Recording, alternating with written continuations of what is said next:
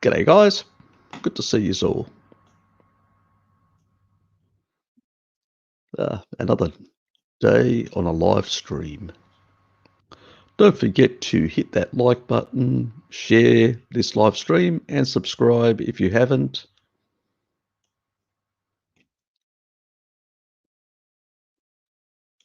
And that's the sort of stuff on Library, the Invite, and Odyssey. I need to get back onto that and start adding some content across to there as well. If you haven't, do please support and sign up for it. There are reasons for it.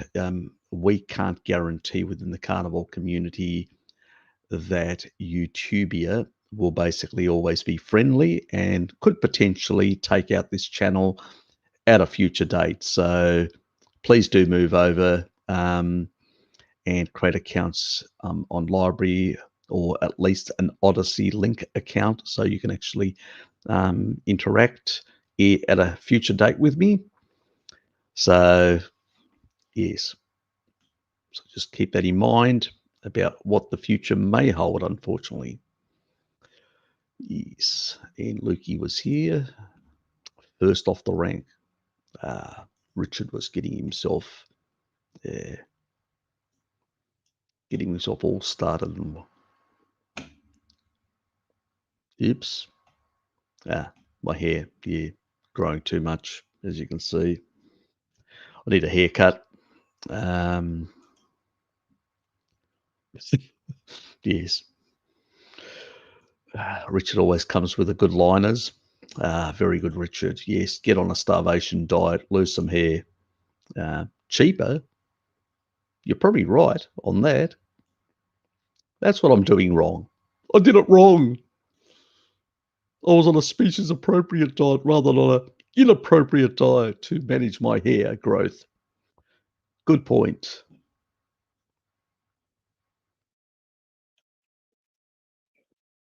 We'll get through the frivolities. My brain is destroyed anyway. We'll have to finish this tomorrow. So you got something for Monday? Yes.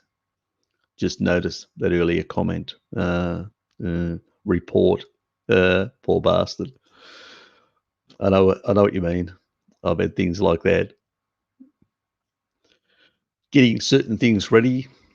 I actually had to do some stuff that I had to collect some information and send to, I think it was the Australian. Oh no, it was actually the UN. I actually had data that I had to collect. The last one that I actually had to do was UN data that had to be sent to the UN, which was sort of collated, mapping, blah blah. So yes, I've done for the Australian Bureau of Statistics as well in the past. So yes, I know you get a sort of, this needs to be done yesterday or tomorrow or whatever. Yes, I know the feeling. Under the pump. Yes. Do some yoga, relax, and then get back into it.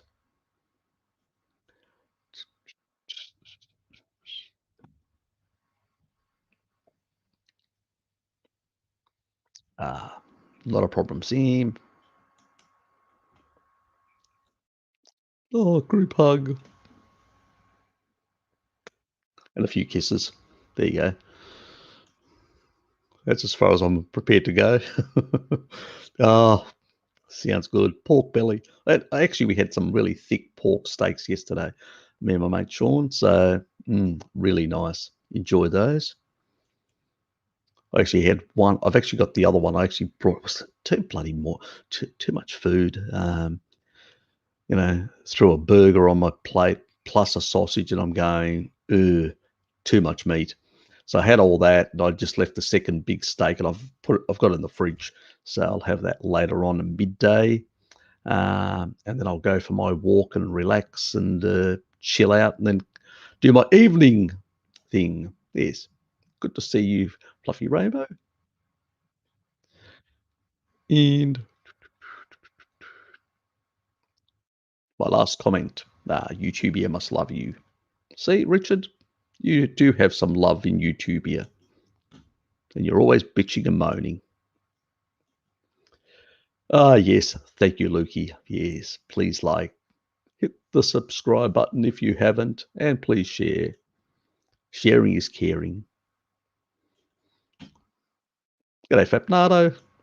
You can see I've already started with all the corny sort of statements. Fappers. Ah, yes, in Harryland. How are you, Bert? Good to see you. Yes, it is twisted make-believe land. Ah, yes. I always hope that I have a good week, but something always bloody comes up. It's not my making, believe me.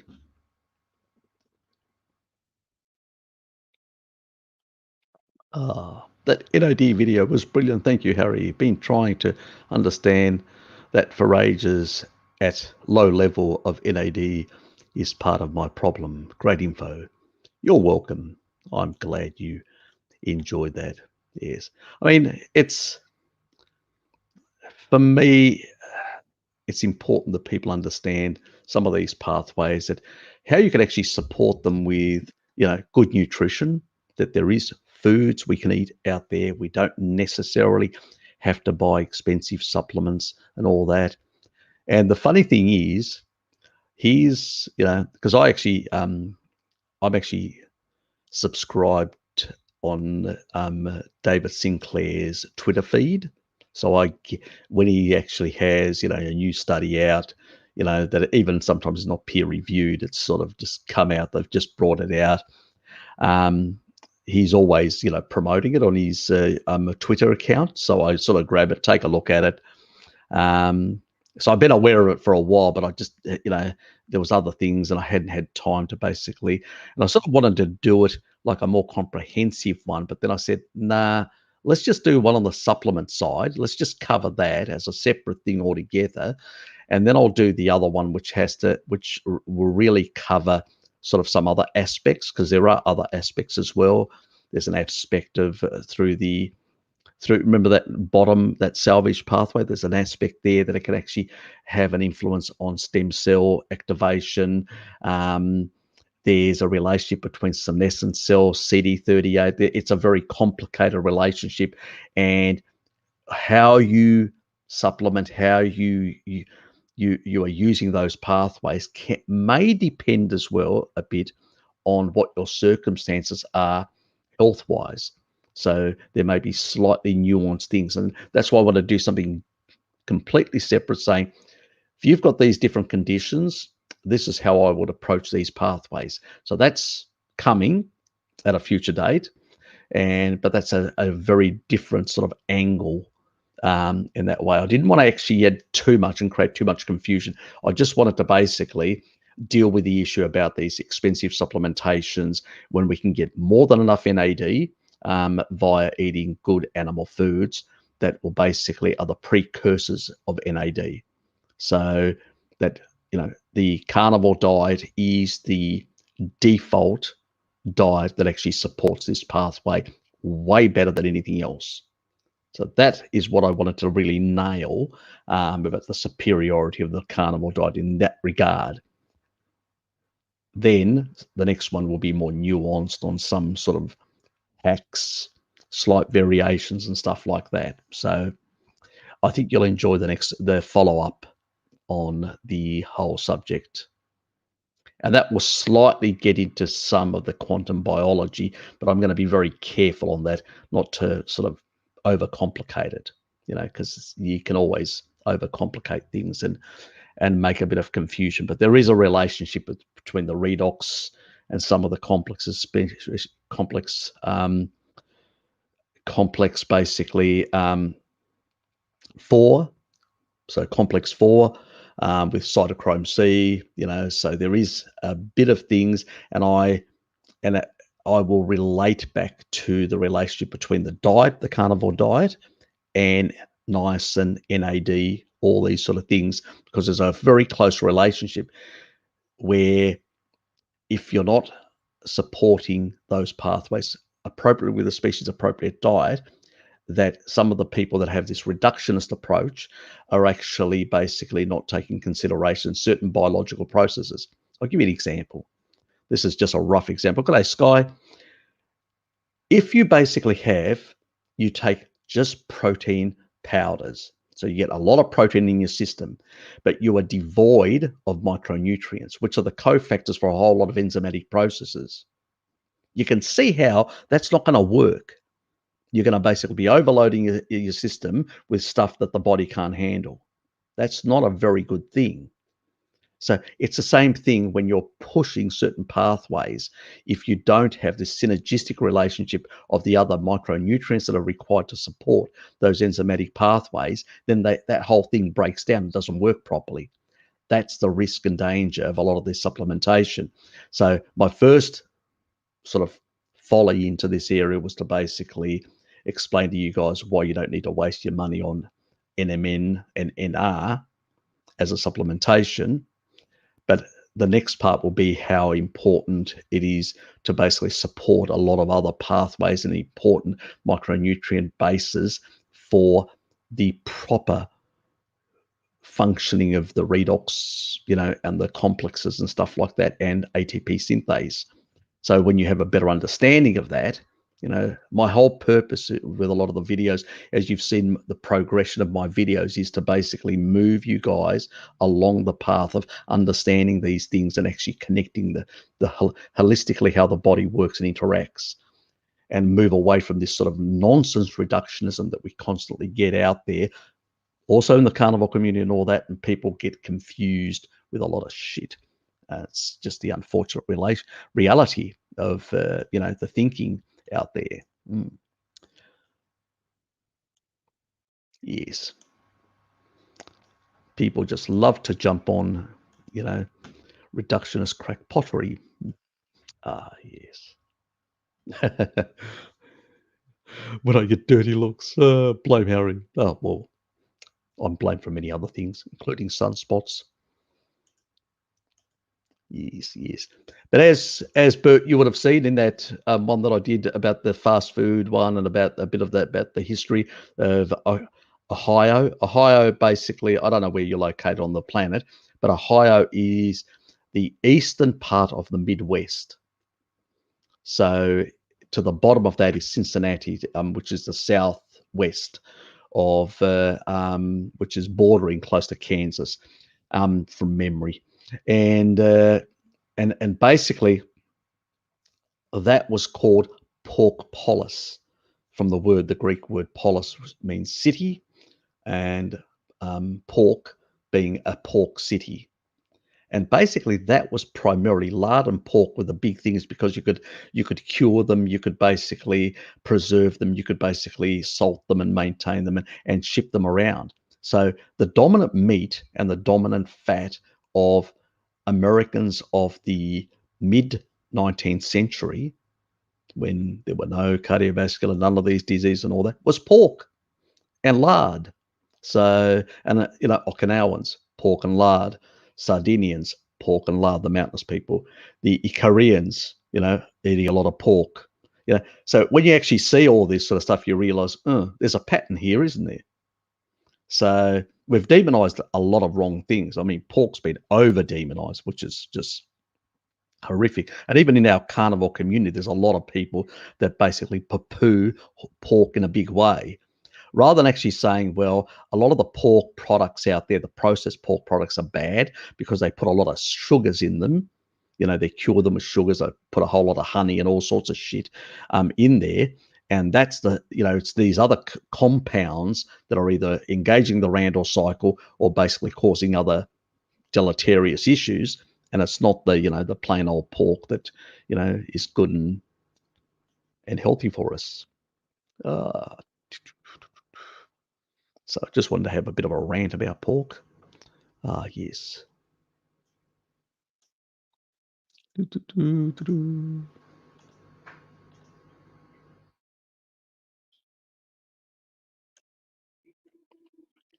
Look, you can get basically, you can buy harder meats, like cheaper, harder meats. And what you do is, or bulk, and you basically, what my father does, this is an old Greek method. When people were much poorer, they boiled.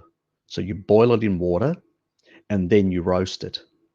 So lightly roasted for a small amount of time just to get that beautiful color. And what it does is it still has redness inside and absorbs a lot of that moisture, and it becomes really softened.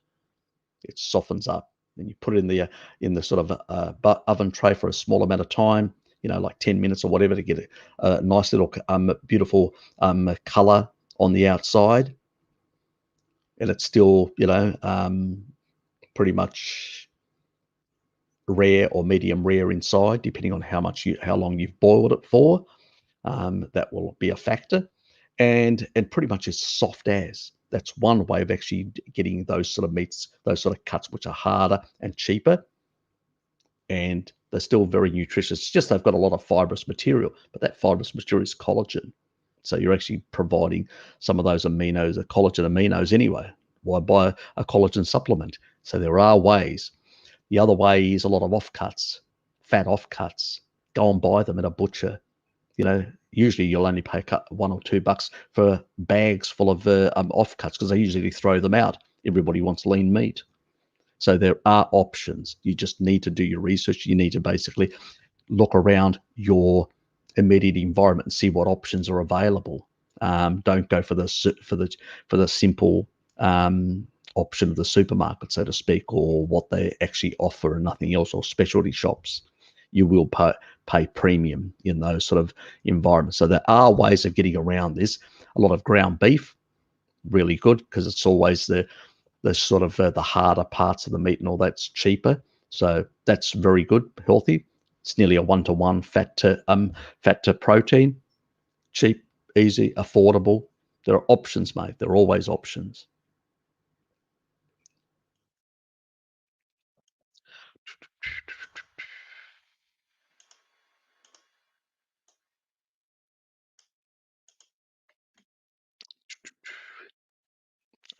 Yeah, we haven't seen T2. Where is Balbert? He's missing in action lately. Flown the coop. You haven't scared him off. You haven't actually been putting out disinformation, you little froggy troll. The evil troll. The evil frog. Yes. Frogs are poisonous. Their skin, mainly. Yes. You didn't touch him, did you? Inappropriately, and scared him off? Yeah, that's pretty cheap, exactly. Yeah.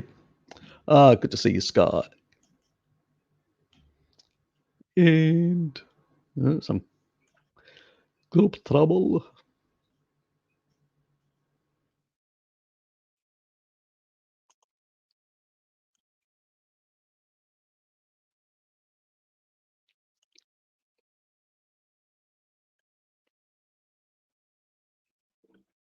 I'll just cycle through some of these.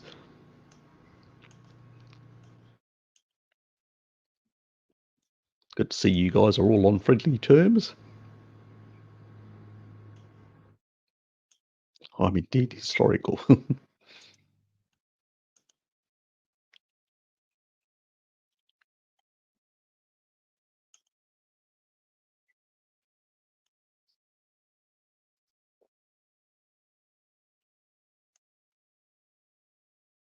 Where are you located on the planet? Yes, I mean, it always can be a problem, different areas and all that. But you have to sort of look at other options. Seafood may be cheaper in your location, or there may be the different birds, that may be a cheaper option. There's always things that can work. Nick Monberg, some vegan, tried to demand a justification as to why I forced pigs into gas chambers the other day. Didn't have the heart to tell him I can't eat pork either. Uh, yes, it's the misanthropic veg-hearted in our world. That very they it doesn't take much to make them sort of respond. Yes, yes, it's they're very reactive people, you know, probably lack of certain nutrients, their brains don't work the same way. Yes, poor things. Yes, but it's nice to actually poke fun at them. I enjoy your stuff all the time, Sky. You do a great job. I need my comedy. Sky's my Sky's my comedy. Oops. Ah, damn. Thank you, StreamYard, for moving.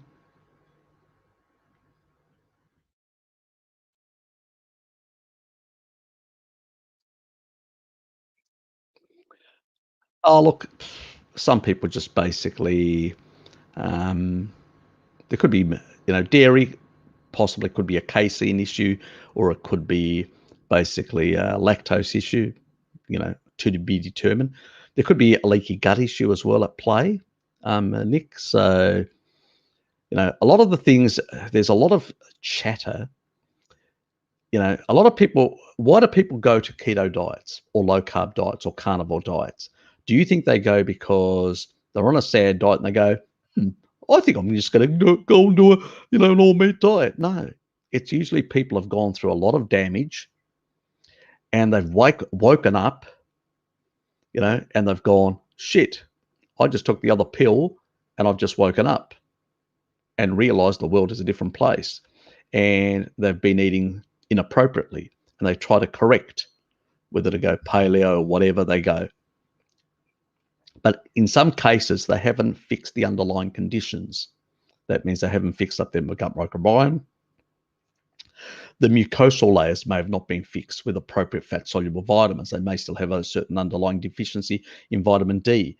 They may be still consuming certain things that are reactive, either due to genetics or non-genetic reasons, environmental potentially as well, that could basically be still causing some level of underlying inflammation, some level of underlying poor signaling, or some level of, still permeability in the gut that hasn't been resolved completely.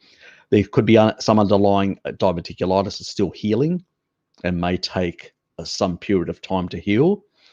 So there's a lot of things that could be at play, and those things can actually have reactivity.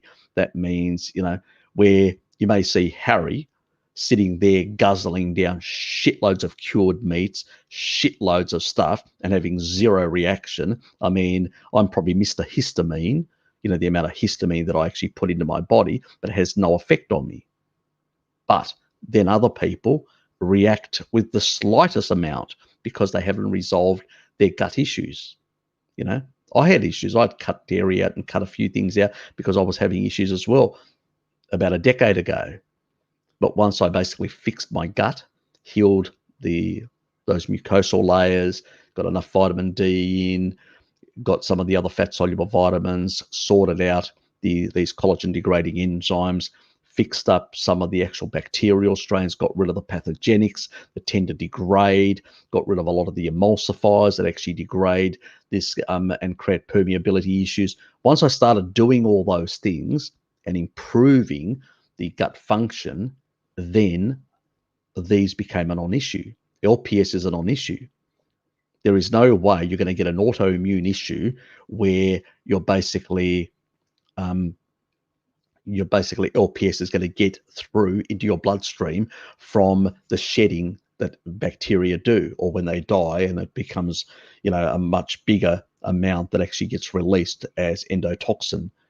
That's not going to happen, because basically you'll just excrete it out in your feces. But if you've got underlying gut conditions that haven't been resolved or whatever, and these things can take a number of years, like severe things like diverticulitis and all that can take anywhere between 4 to 7 years, depending on the person. So there's a lot of things that are at play. You've got still a lot of stored PUFA, low dose vitamin E that I've talked about, can take anywhere between 4 to 7 years. So the turnaround, people expect, I don't know what A lot of people that don't have a lot of issues, like your Kelly Hogans and many other people, they tend to basically transition into a carnivore diet and really look pretty good after a couple of years only.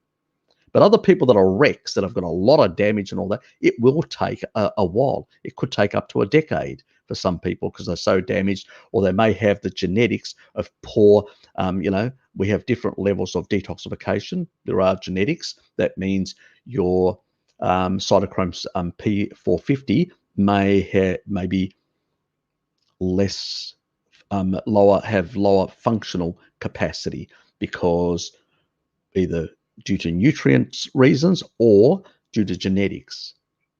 So there are a whole raft of reasons why there can be differences in that regard. So, I'll be doing more videos on this sort of stuff, these topics, to explain these things. But the histamine intolerance thing is a myth. It's basically leaky gut. All these, the sort of a lot of the autoimmune diseases are really basically, again, a lot of inflammatory stuff due to lectins, due to basically things like other proteins that are getting through, LPS, lipopolysaccharides, that are getting through and actually creating reactivity in the body, in the brain in particular, and in other parts.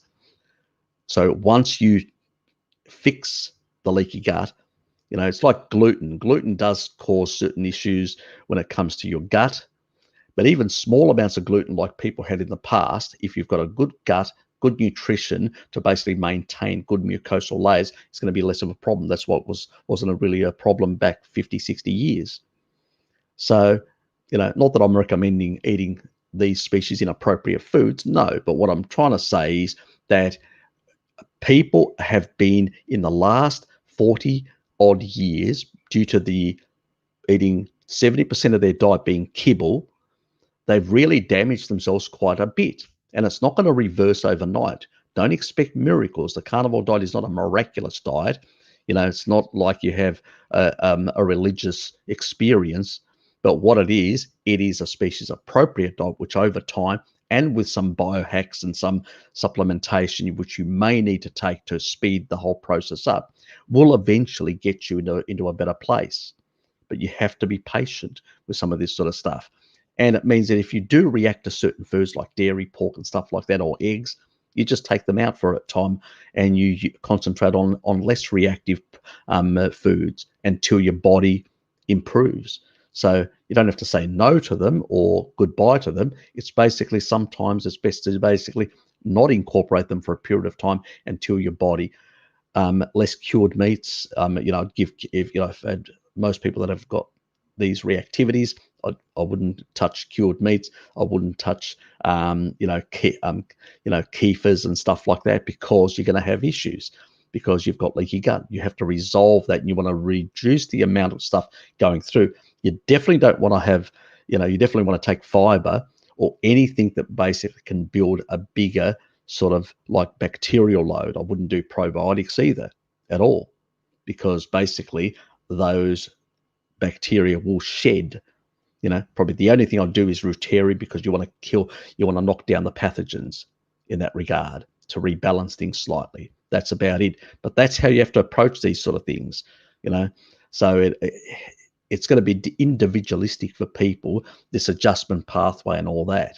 I always say to people, you know my email. That's the email you send. And when I've got time, because I don't do consultancies, as you know, I don't have the time. I've got a full-time job. I will shoot you a few pointers, and eventually some of the stuff, some of the material that I'll be basically eventually bringing out that will cover a lot of these sort of things. Yes. And I lost my spot. Oh, here it is. Move to the next one. Make kebab meat with mince and spices.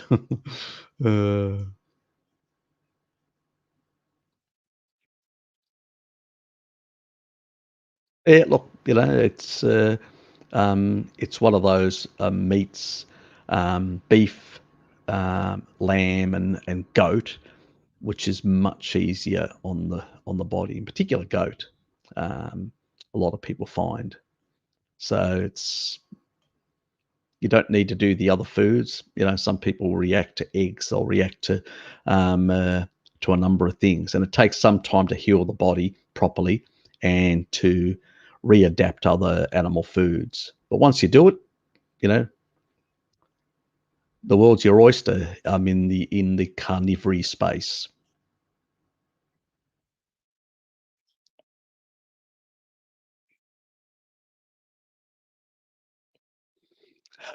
Dumb repeat mantra. Because the body actually needs some. Basically, your red blood cells need it. Certain functions in your brain need it, and a few other tissues. It's just basically what is required, but you don't need a lot. You only need a small amount. You need a bit of fructose as well, but the body can produce that as well. And if you take a look in the brain, for instance, when you've got diabetes 3, as it's called in the brain, what the body does actually is convert glucose, because it can't manage it, it can't, utilize it properly because there's insulin resistance. It actually converts it to fat, to fructose, so it can convert it to fat and use it as fatty acid.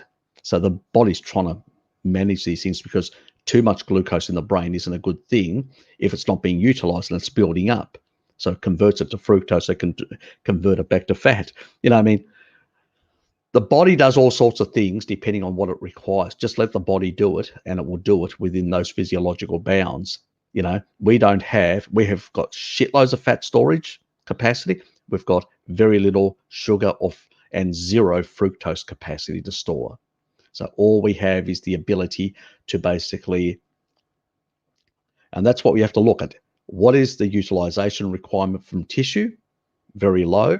And what is basically the requirement? And, as I've pointed out with my recent video on LPS and autoimmunity, leaky gut, and all that sort of stuff, you can see basically that the relationship has to do that. People in the past, we've seen varied, people, Inuit, animal-based diet, the Maasai, an animal-based diet. You don't see people having these thyroid or autoimmune diseases or whatever. It's only when you go on a species inappropriate diet and stuff yourself up. So all this sort of nonsense that the repeat people say, it's just reductionist nonsense. That's all it is. It's a bit like the reductionist nonsense that I've railed against on the NAD pathway with all these supplements and all that. They even got it bloody wrong, and they had to admit it themselves after they did research that it doesn't even go through the pathway they thought it went through. So why waste your money on expensive supplements, since tryptophan and niacin or nicotinic acid from foods can actually do the same bloody thing? So if you know what I mean, or a cheap supplement like nicotinic acid compared to these really expensive, you're paying like a pop, like $100 plus a pop on some of these supplements, where niacin is quite cheap. You can buy shitloads of it for a couple of dollars, So yeah, I like how basically David Sinclair, in that recent study, he torpedoed his whole hypothesis. But they say, it works in an indirect way, because it even works in an indirect way. It doesn't work in a direct way for NAD. And you're only getting about 25%. 75% is being lost and ends up, they don't know, through the salvage pathway. Maybe due to CD73, which initially they thought that was the transporter enzyme that moved it from the extra to the intracellular sort of areas, but they're not sure anymore. They don't know. So it's really confusing, because now they've worked out it's going through a different pathway, because they actually basically coded it, or they in order to basically see where it was actually expressing through which sort of enzymes and all that. The biggest problem now is, or which pathway it was using, which enzymes were being activated.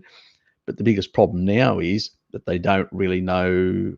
Yeah, they're trying to work out what that other enzymatic pathway is really responsible. Is it part of this, some sort of within the salvage pathway? Is it which means that is it basically creating more nicotinic acid, nicotinamide, and that nicotinamide through the salvage pathways having so we don't know. There's a lot of things. It's so many damn question marks on that now. What this recent study has done is actually created a plethora of questions.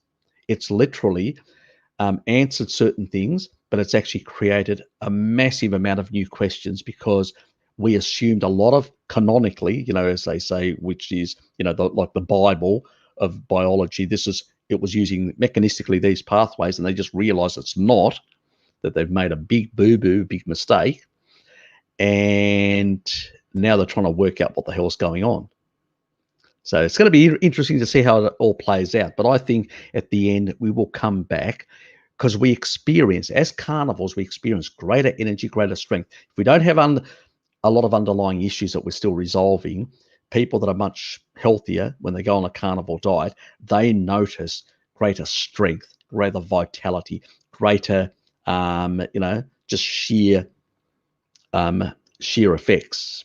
I just noticed Sky saying 28 watching and only 19 likes. Hit the like all. Exactly. What are you doing? Thank you, Sky, for pointing that out. And you gotta look at these factors. So it's really important, which we don't. And I think at the end of the day, we will realize that, because, and when I actually do the next video on NAD and I explain part of this mitochondrial issue, why animal foods are so important, and it's not enough just to supplement this sort of stuff because there's underlying other enzymatic pathways that are required to be supported, and only a carnivore diet can actually support these in a very well way because of the nutrients that it actually packs as a diet. You guys will realize and you go, oh, yeah, supplementing this sort of stuff ain't going to help unless I'm eating more species appropriate as well. Exactly. So yes, because I hear a lot of people say, "Oh, you need these high doses of niacin." And I'm going, "No, you don't. That's a bad thing. Where's your science? You got no science for that. High doses of niacin can actually affect gluconeogenesis and also can have negative effects on lipolysis. That means fat oxidation. So why the hell would you want to do something like that? It's like some of the idiotic things that David Sinclair does with metformin that creates deficiencies and all that. Another nonsensical thing. Oh, keep the sugars down, and I'm going. So you get less reactivity at the mitochondrial level through complex 1, which is basically because you're eating more sugar. So we're going to use metformin to mitigate that. Why don't you eat more species appropriate, mate? He's young because he's starting his 30s doing this sort of stuff. And so at that young age, he still doesn't have the mitochondrial damage or the health problems that other people got that accumulate by middle age. He's still heading there, and doesn't realize that some of the stuff that he's doing are going to start becoming counterproductive in the long run. So anyway, he'll find out the hard way like everyone else does. Yes, yes.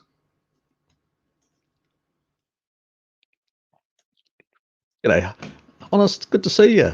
Ah, yes. Yes, we are beautiful people.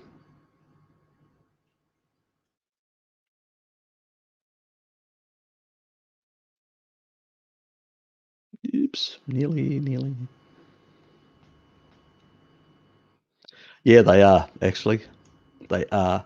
I mean, one of them had the audacity, this is how bad they are, had the audacity to sit around and actually say, oh, when bears come out of hibernation, they are diabetic. And when they eat sugar, when they come out of, they basically cease to become diabetic. This is the sort of nonsense. Somebody forgot to tell them that when you come out, that in nature, in spring, there are no fruit. There is no sugar, seasonal sugar available. You've just come out of winter. The only thing that's coming up the river is salmon. And those little buggers are sitting there lining up on the river, rocks, waiting for the salmon to come up to spawn in the spring, and they're catching those and eating them. That's what they're doing. But this is, most of their supporters have no idea what the real world is like or nature. So they go, oh, yeah, must be right. God, even the bears do it that way. Exactly. They are the most dishonest, manipulative, reductionist, and nonsensical people. They are really, and they're more dangerous than the vegetarians because the vegetarians are just stupid. They've got brain fog, and that basically, and it's due to the brain fog that they have that stupidity. Once they come out of the vegetated state, their brain starts working properly again. They can make sense of the world. But when they're in that vegetated state, they just they just it's gobbledygook. It's just junk that's coming out of their mouth. These guys actually are using actual reductionist science in a certain way to manipulate people's thinking. They are really dangerous, these guys, because they are very much like the Ansel Keys of the world. Ansel Keys did the same thing, ignored certain data and just showed seven countries, not the 22 countries. That was deliberate in order to create the perception that this is the problem, because that's the sort of narrative he wanted to push. That is why they're more dangerous, because they manipulate via omission and reductionism. That's how they work. The difference is they won't debate people like me, is because I'll call them out on that nonsense. I try, as I said in the past, on what's his name, Danny, that guy that does that stuff where he interviews Ray Pete and the other Georgie toss off, the guy that's losing his hair. It doesn't seem his diet's working to prevent his hair loss. I've got poor genetics. I should be bald. A lot of my relatives are. Apparently I'm doing something wrong and I'm not getting bald. Um, so, and I'm actually getting hair that's growing too fast. Must be on a species appropriate diet. I wonder, you know. So where those tossers are basically just coming up with bullshit and all that sort of stuff, but they don't want to debate, And I actually, because he ignored me, so I actually asked Bart, and we tried to see whether we could get Bart to debate him. I was hoping that he didn't really know much about Bart, because Bart had never been on his channel. He may have not been aware of him in those days, but he picked up on it quite quickly. He said, "Oh, I can't really, I don't have time now. It's sort of I don't think have things set up." He came up with excuses. Bullshit. He just didn't want to debate because he knew Bart would pull him apart because his arguments just made no sense. They were bullshit. Um, but unfortunately, they basically are very good at finding people like Salad Boy and a few others that basically their debating skills aren't as good, or their knowledge of some of this reductionist, because so the problem is some of these people in the carnivore community also use some of this reductionist nonsense or pseudoscience in order to sort of push our side of the argument. I say if there's science that is poor, it's poor and should not be used by anyone.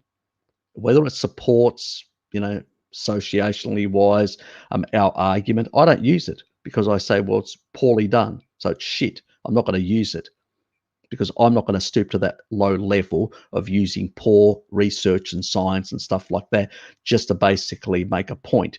I will make a point with superior science if it's available, or with superior archaeology like the N15 data. I will not basically lower myself down to using reductionist or pseudoscience to make a point. I'm no better than them then, so how can I claim to be an empiricist as a person when then I succumb to this sort of nonsense? No, I wouldn't do that. And if I do, give me a spanking because I would deserve it. Some people deal with pork. Yep, others, yep, that is true, as I pointed out earlier, Sky. Yes.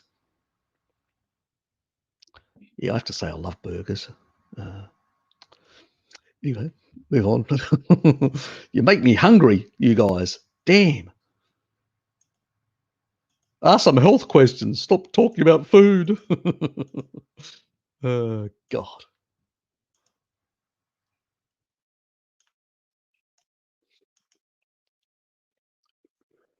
Yep, you're welcome. Yep, thanks for the hours. Some time, energy, cooking. Don't really offer much of that in the UK. So you're in the UK. Yep. Tried cut-offs. They won't sell it, and farmers not local 60 miles away. Yeah, yeah, can be a problem. Actually, sometimes imported meats from other parts of the world can be cheaper.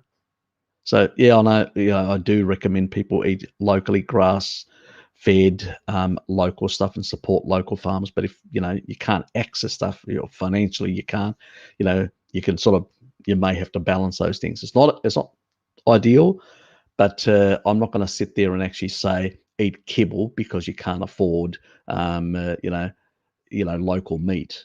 I'm not going to do that. I'd never do that. I'd rather somebody eat even grain fed, which is not species appropriate. It's not the best, but it's going to be definitely better than kibble. So yes,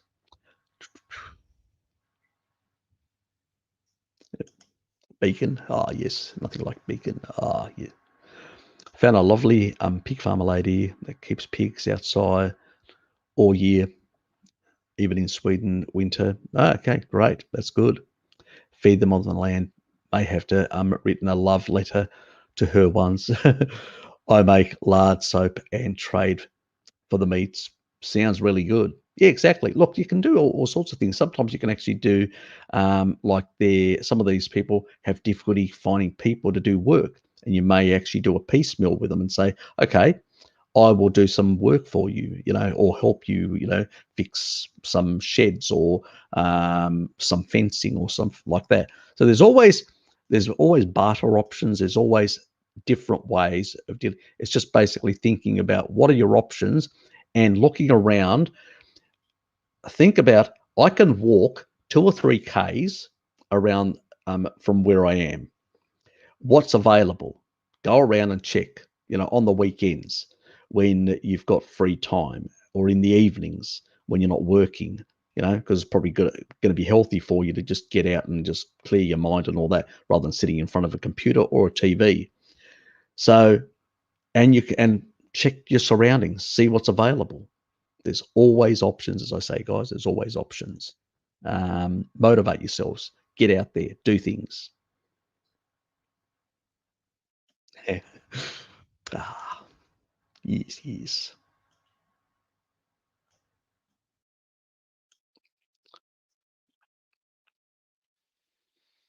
Yeah, there's sort of look. You can actually make your own as well. There's a lot of things that you can do in that regard. Yes. Ooh, that's dark, Sky. That's dark. Uh, poor Bowerbird. Oh, somebody must have shot him off his perch.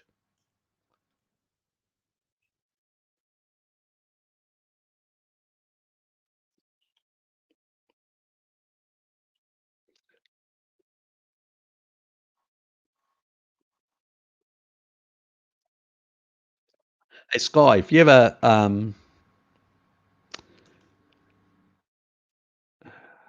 where is there's my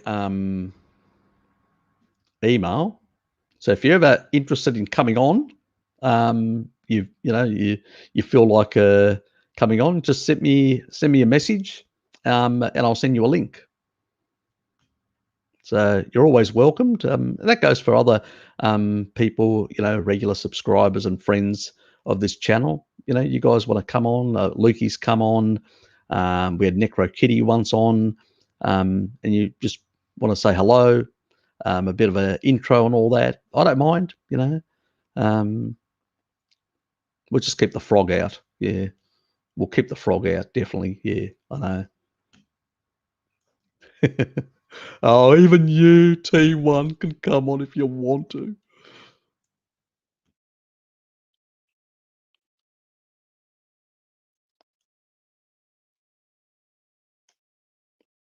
Oops. Oops, oops, oops. Make sure I'm.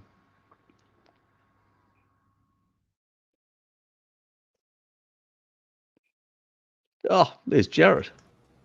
Hello, Jared. Hey Harry, I got a bit of a different setup today, a little more casual for me, more comfortable. Ah, yes, yes. Oh, I was just watching. You're talking about people popping in. I'm like, well, I guess I should pop in for a minute or two anyway. Yeah, that's okay. I'll just set you a link if you wanted to come in. Fine, if if you had some free time. So,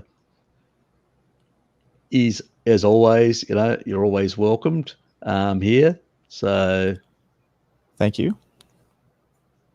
how are things? How are Ah, things things are on the milk rustling side? milk wrestling side. Things are good. I got some fresh milk today. Um, well, so I'm okay for the next week or so. I'm just kind of taking it a week at a time at the moment. I don't have a car, so it's been difficult to organize Ah. getting to the tunnels and across the border and such. Um, but yeah, I've been managing so far. How about you? Yeah, yeah, pretty good. I mean, we haven't had any lockdowns in Tasmania at all, so I haven't experienced a lockdown. Um, and there was just an incident, a recent incident, basically a breakout again in Victoria, because a lot of the major air flights from the UK are coming into Melbourne Airport. That's the problem, and that's what's sort of coming through. Even though we have a different view in our, we know that vitamin D is important, all this, but we have to remember that 99% of the population out there are probably vitamin D deficient, and a lot of them have got comorbidities. Mm-hmm. So if we were allowed to, if we were to say, oh, let's just have open without any precautions or people being well informed about these things, the risk is that, you know, things could get a hell of a lot worse in that regard. But yeah, they sort of just had to do that. I'm sorry for rudely interrupting the whole thing, but that troll needed to be sorted with the appropriate finger message.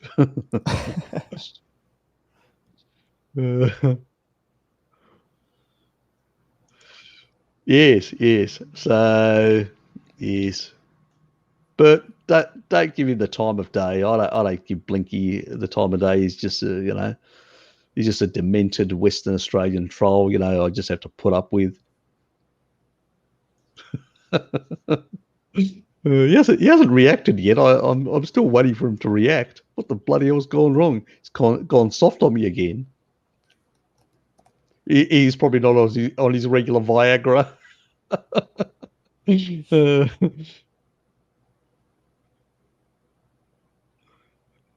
Fair enough. She's working on a video tomorrow. Looking forward to it, Sky. Looking forward to it. Yes. And if you're not subscribed to Sky's channel, why the fuck not? Get on there and subscribe. It's good fun. I always need a good laugh nearly every day nowadays. With all the pessimism in the air, and Sky always delivers. Thank you, Sky.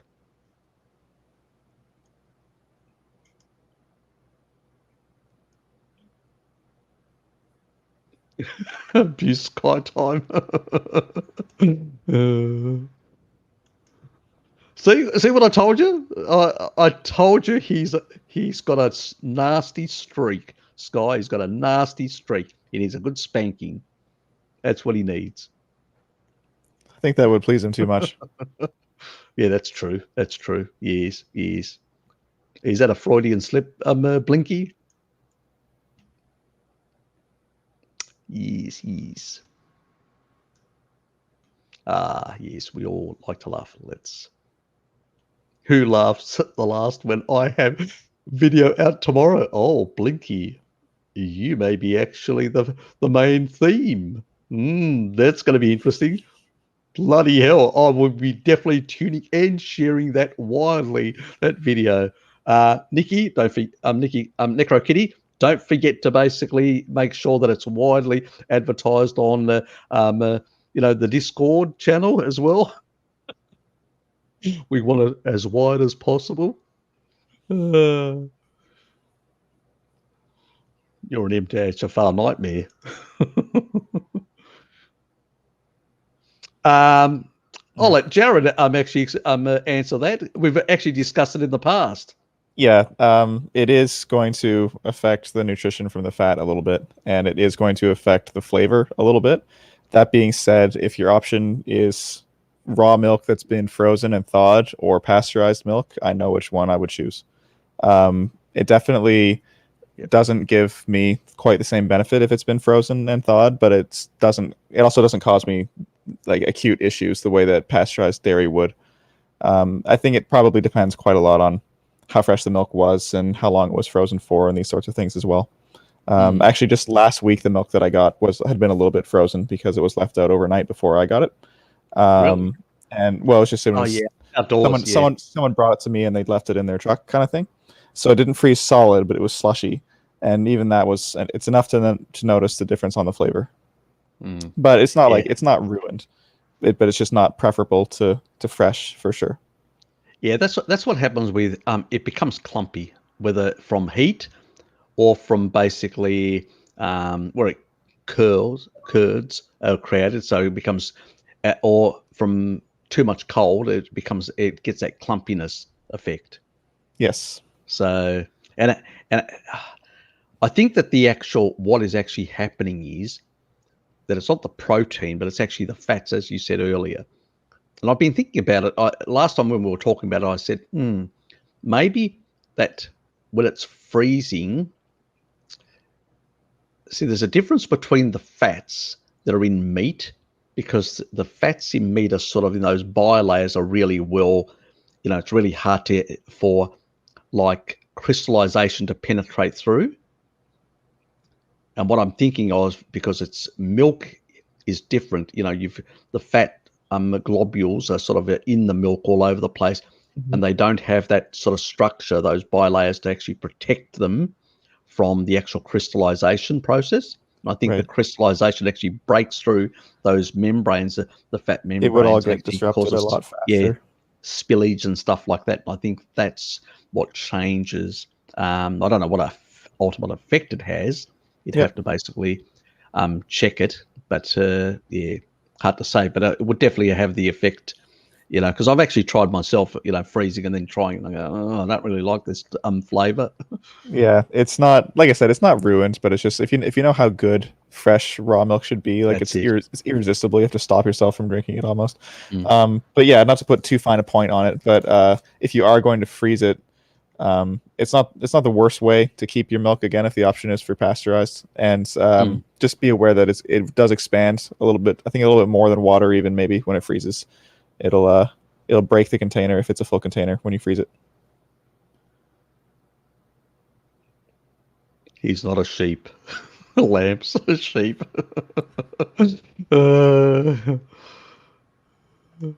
Up to his dodginess. Yeah, we've Blinky's on steroids. Yes, exactly. That was the earlier one.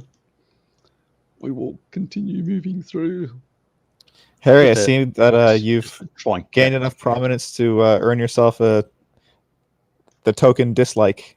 You have 1 thumbs down on your video. Oh, good. Oh, thank you. Thank you for the dislike. That's a sign of growth. It is. Exactly. In that regard. Yeah, look, we get enough from the animal foods we eat. Usually the biggest problem is getting too much copper. The body will actually, when you actually eat the metalloproteins, which are in the gut, they will take up whatever sort of minerals you require. The only time you get a problem with minerals is when you actually start supplementing really severely, big amounts. That's when you can create certain problems. So even when I'm basically saying, well, okay, let's sort out like a magnesium issue, take it on an empty stomach. I take it with a whole lot of other things because I don't want it competing. I just want to get the levels back up, and then your normal excretion rate can be sorted by the diet. It's a short-term thing, but you end up creating a lot of imbalances and overloading these these proteins that are transporters for minerals. So just don't do it. What you really want to do is just get it from the food, and the body will manage it itself. Say, okay, I need more copper. It'll take more copper in and less zinc or other things. There's no real competition. It's only when you overload that system that you can create this sort of problem. They call it a competition, but it's not a real competition. It's really basically overloading those proteins that actually are carriers that the body's transcripted to carry in those minerals. So what you need to do is basically eat a normal food that it has enough copper in it, enough of the other minerals and all that. As long as you're getting the requirements that the body needs, then you're fine. Where people have severe, toxicity from copper because they have too much from plants and don't get enough zinc. Zinc should also always be more. The body can handle and excrete if you've got excess from the diet. But when you supplement, you overload the system with too much, then it's a different story. All bets are off, so to speak. Where you're eating normal food, you're never going to sort of overload, because it's, even something that has a lot of, like oysters or stuff like that has a lot. It's sub levels of what is in a supplement. So you're not going to overload that system. It's only when we start supplementing and throwing shitloads in that, and we ignore the excretion rates and our real requirements, that we get a problem. And let's not forget too much magnesium as well. What actually causes, like in the mitochondria, we talk about uncoupling proteins. So when you have this uncoupling effect, ATP synthase doesn't happen. And you basically get like this thermogenic effect where you sort of radiate off heat. It's what happens with brown adipose tissue, in particular with babies. So when you've got this sort of state, when you have very high levels of magnesium coming in, you're actually impeding that normal rate that would happen. The body would say, well, I can radiate off some energy. Now you dump in a whole lot, because the best way to actually have a slight, if you want to actually radiate off more energy than store it or burn it or oxidize it, as we would say scientifically, you just have to lower slightly, get a sub, what happens when you're actually fasting?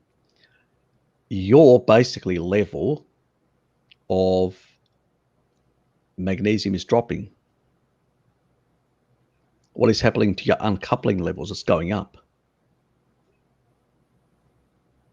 So now you turn around and basically, you can impede that. So you can slow down actually like fat loss or, radiating off energy, or encouraging more the browning of white adipose tissue.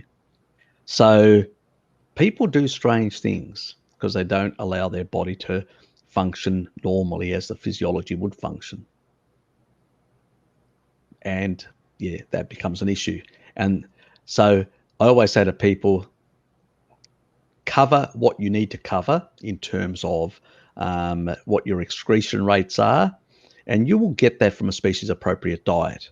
It's only when you're not eating species appropriate, which is a nutrient deficient in one way or another, that you can create these imbalances and these issues all the time. So no, I wouldn't really worry too much about it. Yes, copper is required for collagen, but we can get more than enough from animal foods. And if you want a bit extra, you can eat some organ meats, and you can basically eat some seafood, which is slightly higher in copper.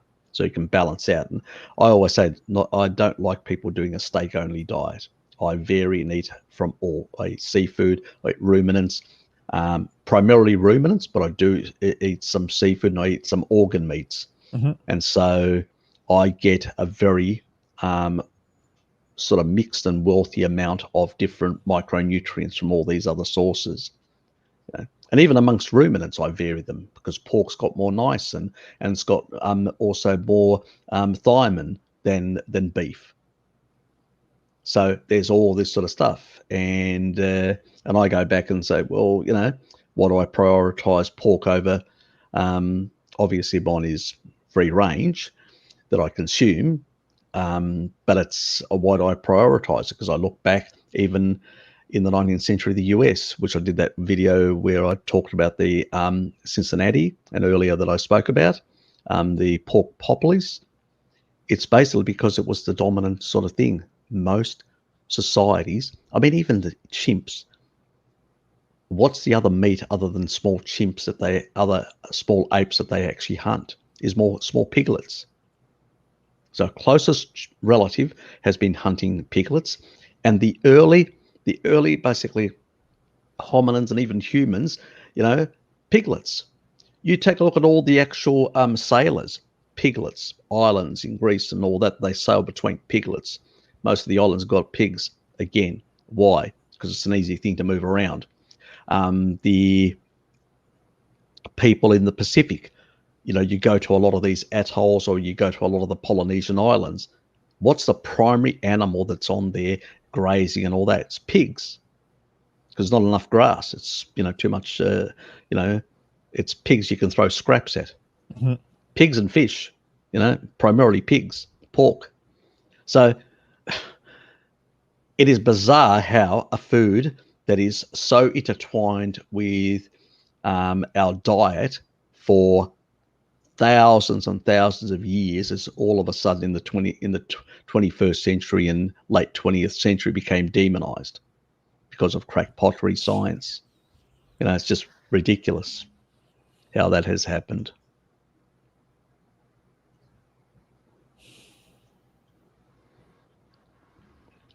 UK has decided to not tax meat, it seems. Well, that's a revelation. 40%. They were thinking. What was that? Yeah. It's crazy. You know, you've got a conservative government that actually wants to put a big tax on meat and also wants to actually institute East German type Stasi procedures in actually asking children to dob their parents in and keep tabs on their parents. You know, this is the sort of lunacy that exists. And I've always said to you guys, we don't live in a real democracy. You think you live in a democracy. It's a make-believe democracy. Really, as one academic, a Greek academic, I won't mention his name because it'll make no difference to anyone. I'll just say Karayorgos, but anyway, he was an academic. He's an engineer. He was also the rector of one of the universities in Greece. So rector is basically the, you know, the head of the university. We call them pritani in Greek. And he basically, now that he's retired, he can be a bit more talkative, which is good. Because it's really hard when you're in the system. When you're out of the system, it's much easier. You've got more freedom.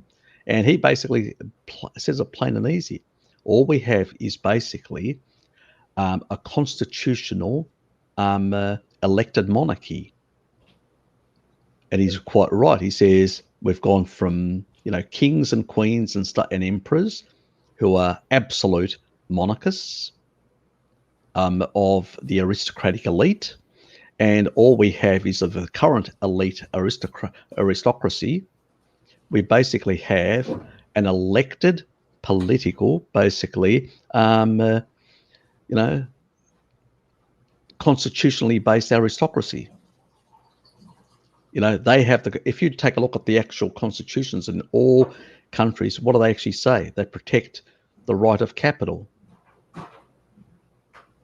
They protect those who have it.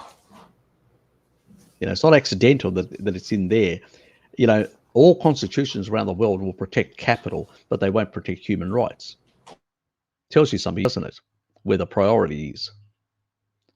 You know, so, and why even the American Constitution after the American War of Independence, why there were talks about, you know, direct democracy like the ancient Greeks and stuff like that, and how a lot of these so-called fathers of the Republic spoke against this vehemently. You know, that should tell you something about it as well. The reality is, beyond our, tribal societies where we were in a sort of an egalitarian one of equals, so doesn't mean I still believe in hierarchies, because even tribal societies have hierarchies. There are people that basically are more capable. We're not all born equal. There are going to be others with better talents and capacities and all that. There's a difference between that and a difference between somebody gouging the whole system. In many cases, some of their kids are so basically stupid, they've got middle class people managing their affairs because they're not that smart. So we don't. It's basically what you inherit. Those inheritors of what they get. Most of their kids are basically stupid. In many cases, I've met many of them rich, dumb kids that just basically want to party because they've got nothing else to contribute to society. So when it comes to our world, that is what really is the case. And so none of this sort of should surprise you guys. I've said that the only way is peacefully to basically force, like the Athenians forced the king out and forced basically direct democracy. We can use blockchain technology to allow for wider usages of that sort of stuff. But also we need to educate ourselves and educate our families and others to basically, and we will have to institute rules when it comes to a direct democracy, which basically will mean that people will have to learn, will have to be citizens that are responsible for the society. You can't basically be, I want my freedom, I want to have rights to basically decide how my life is actually, works, but I don't want to take any responsibility.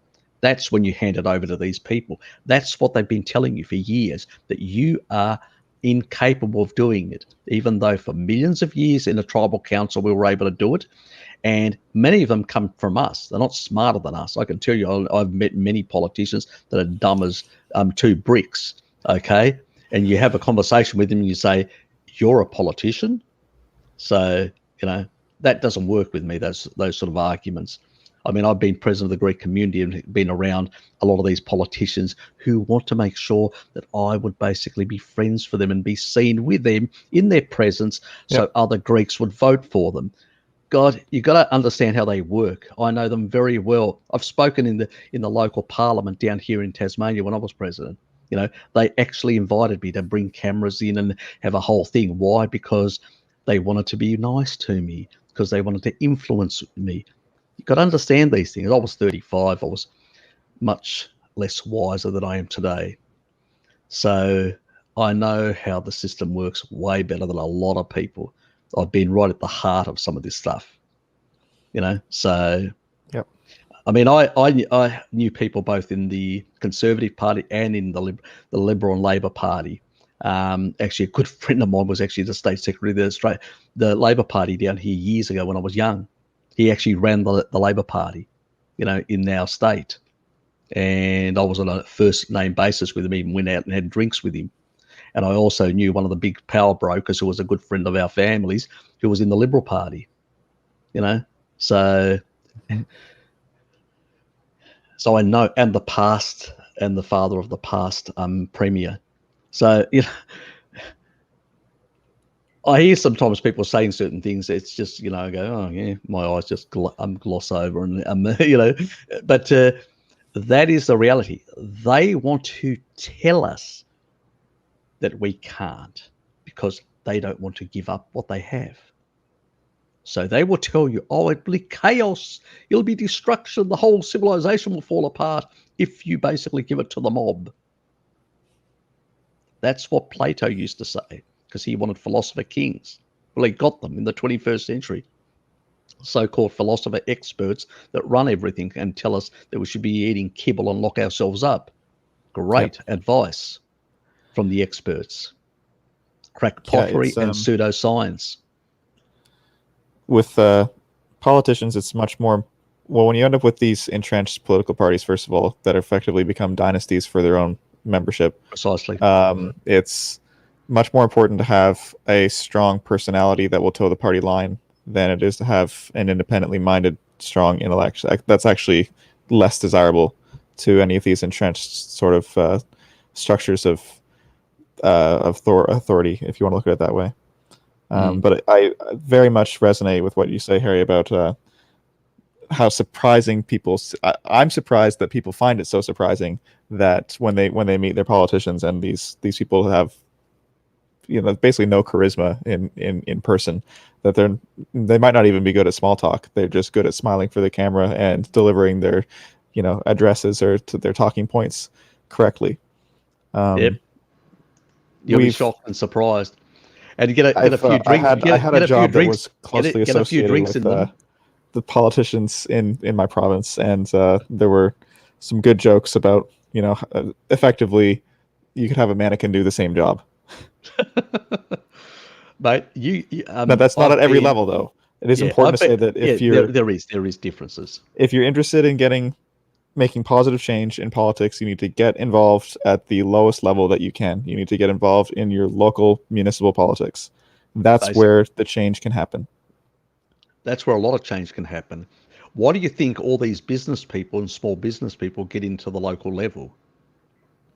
Building contractors and all that sort of stuff, because they want to corrupt the local government and control it for their own benefits and get all the contracts and to basically do the jobs. Yeah, we have so much construction for construction's sake here. Exactly. It's quite infuriating when you see how they're not prioritizing things like roads, and they're just redeveloping the same area year after year. Yep. Yeah, and that's what happens when people basically leave it to the experts, leave it to the interest groups.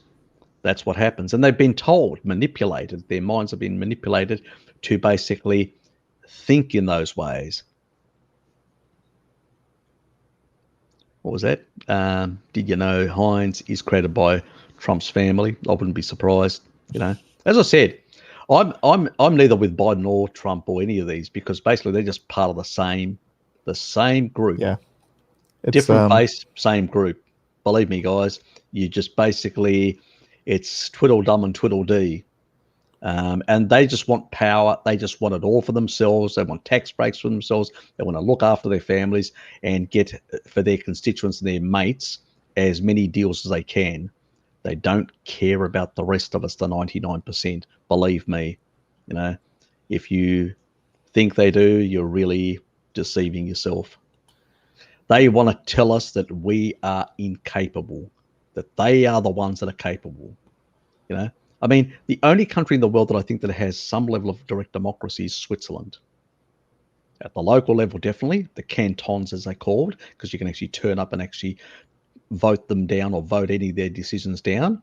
And then at the national level on major decisions, you have like a referendum type thing, a vote. Mm-hmm. They actually tried to pass some legislation to help the big bankers, and the people just voted them down in vast majority, and they didn't get their way. Had the politicians had the right, they would have lumped more debt and more burden on the people. And that's how you damage an economy. Just take a look at what happened to Greece. They had no control. They relinquished their currency control and their monetary control. And then the Greek people were made to pay for the sins of the bankers, of all the bankers in Europe, because they were the low hanging fruit. Even though prior to getting into the Eurozone, they had the second lowest debt to GDP as a nation. They were very tight. They weren't basically profligate or whatever like that. It's basically that once the euro came in and interest rates were made very cheap and banking regulations were really removed, because Greece used to have very tight banking regulations. Not many people had credit cards or any of that sort of stuff because it was quite tight. Our central bank, or the central bank in Greece, I don't live there, I live in Australia, but the central bank there had a very tight monetary system, and they didn't allow people to basically take on too much debt, or the government. And when they saw things would move, they'd jack up slightly the interest rate. So it forced the government to not go overboard. It forced the citizens not to go overboard. And you had this through the 80s and 90s and the 70s, because I was there in the 70s and 80s. You had this steady, really good economic growth continually happening. It's like it was uninterrupted. You never had these big boom bust cycles. You didn't have overinflated real estate, which became unaffordable for most people, or excessive rents. It was much more, it was a gradual growth and smooth development of Greece that everybody was enjoying really good living standards. And then they got onto the euro and made themselves uncompetitive and allowed cheap, easy money to come into the economy and the bankers to start playing Casino Royale in the economy. And they lost their way, basically. They got hoodwinked by the promise that now they're going to be like the other Europeans and be great and all this. No, they just screwed themselves. There was a massive deflation exported to them and a massive inflation went north, and they basically exported themselves to oblivion. All the actual wealthy individuals in Greece moved their factories all to the Balkan regions. They went to Albania, where there was cheap labor. So all the light industry just left the country completely. So, then you had this sort of really distorted economy where it's, you had some agriculture, but primarily it was tourism and shipping. When the world economy went to shit, those sort of industries really take a big hit, don't they? Yes. Because they're service-based, they're very much open to this boom-bust thing. And that's the sort of economy they created. And they destroyed a lot of, smaller middle-class jobs. There was something like, I think the first year was something like 5,000 small businesses went to the wall. It's the big end of town, they consolidated. Don't you worry about that. But the small end of town basically were obliterated. A bit like Reaganomics and Thatcherism did to America and the UK. Same thing. Obliterated a lot of the middle class. Gave advantage to the big monopoly players. So we've seen it happen over and over again. It's nothing new, And all the politics of the elite, both left and right, they're all nonsense. The truth is somewhere in the middle, where eclectically certain things are better than others and all that. And most people are sensible. If you ask most people, they would be able to work out things in a very sensible way. But these people will tell you, no, it's different. Why? Because when your salary or your profits are dependent on, you'll say anything. Oh, for Nick Mongbird there, Nick Monberg, asking about doing carnivore on the cheap. A frequent answer I see to that is, of course, to look for keto macros at first, that the animal fat is going to be a lot cheaper. But hey, Luke, but the other option, he was saying he couldn't get offcuts. You might be able to ask the butcher to make you a fatty batch of ground beef or whatever ground that they're using. And if they're adding more fat into it, fat that they would otherwise not be selling, then it should be cheaper by weight for them to produce for you. So I've seen a few people ask that question on the Carnivorous Way of Eating Discord, and that's often the answer that people find the most approachable, is to just try to prioritize cheap fatty cuts, and if that means getting it ground, that might make it more approachable for you. Yeah, look, there's different ways. How about you, Lukey? What's your situation with sourcing where you're now? You've moved to Sao Paulo. Yeah. So there's something interesting going on here. There are quite a few meat delivery services opening up, so there has been some competition. People like the very easygoing aspect of just ordering something and it showing up on your door. And they have been like, one of the things I've noticed is that they will sell blends of meat, and those are quite cheap. And I guess it is because they are incorporating fat that would be otherwise thrown away or something. So that's quite they're probably using their scraps. Yes, and those are really tasty as well. There's still nutrition in that because there's a lot of fat, and exactly. And also there's also the collagen type material as well. That's good for your gut lining. I mean, eggs and that sort of collagen type, the connective tissue is really good for your gut lining. We, with all the lean meat, we cut all that off. We cut the fat, we cut all the connective tissue off. We throw away that. and just get the amino acids. And I'm going, and the body can actually convert that very easily, while utilize it very easy, because it doesn't have to do a lot of processing. It doesn't need a lot of enzymatic pathways like other things to convert this and that. You can take lean meat and convert the amino acids, the essential amino acids, into other things the body can use. But if you give the thing to the body, it has to do less enzymatic processes. So don't disagree with other carnivores to say, oh, you can have a steak and you can actually still convert all this. Yeah, but why tax your body? When you can get it in a way that the body will utilize it and all that. And you don't need to buy these fucking collagen supplements or any of that sort of stuff.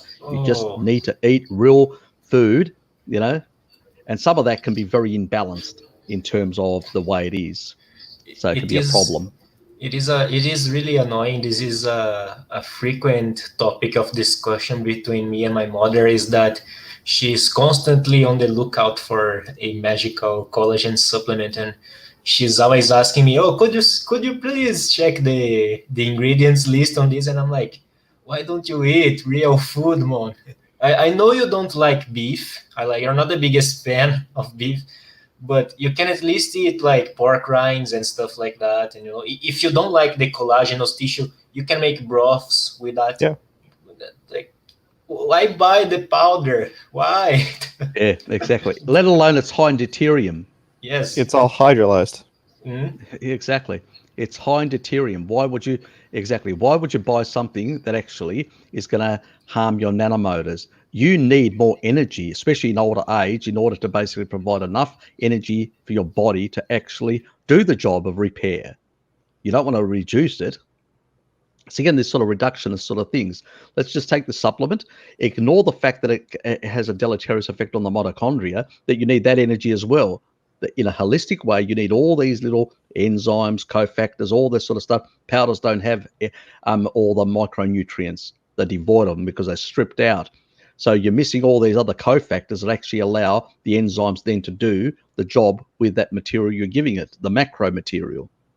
But if you're basically taking that out, which is what the SAD diet is, devoid of a lot of this sort of stuff, and people wonder why the body just goes, oh, I can't handle this, you're either excreting it or you're storing it because your body can't handle it. And you're wondering why you're getting sick and fat and whatever else. That's the problem. People, I know that this is one reason why I will never get sponsored by anyone, because the thing is, I rail against all the stuff that's in a package, because I basically push people to real food. The moment you guys, if you start seeing me selling your packaged collagens and shit like that and whatever, fucking unsubscribe, because it means I've become a crackpot. Simple as that. Just bloody unsubscribe, because the reality is you don't need that. You only need real food. I mean, you look at the pork, the pork chops, and it's got all that gelatinous material, on the fat rim and all that. I mean, that's all collagen. I mean, that just goes directly to your body. It's got all the micronutrients that your body requires to be able to provide the cofactors from the enzymes, the protein to build those enzymes.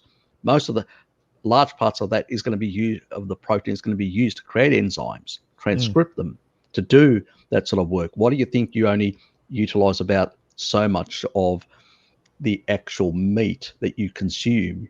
Because you still need, where eggs require less enzymatic stuff, and that's why their utilization, their protein utilization is up to 47%. And that's why I usually say it's the bodybuilder's best food.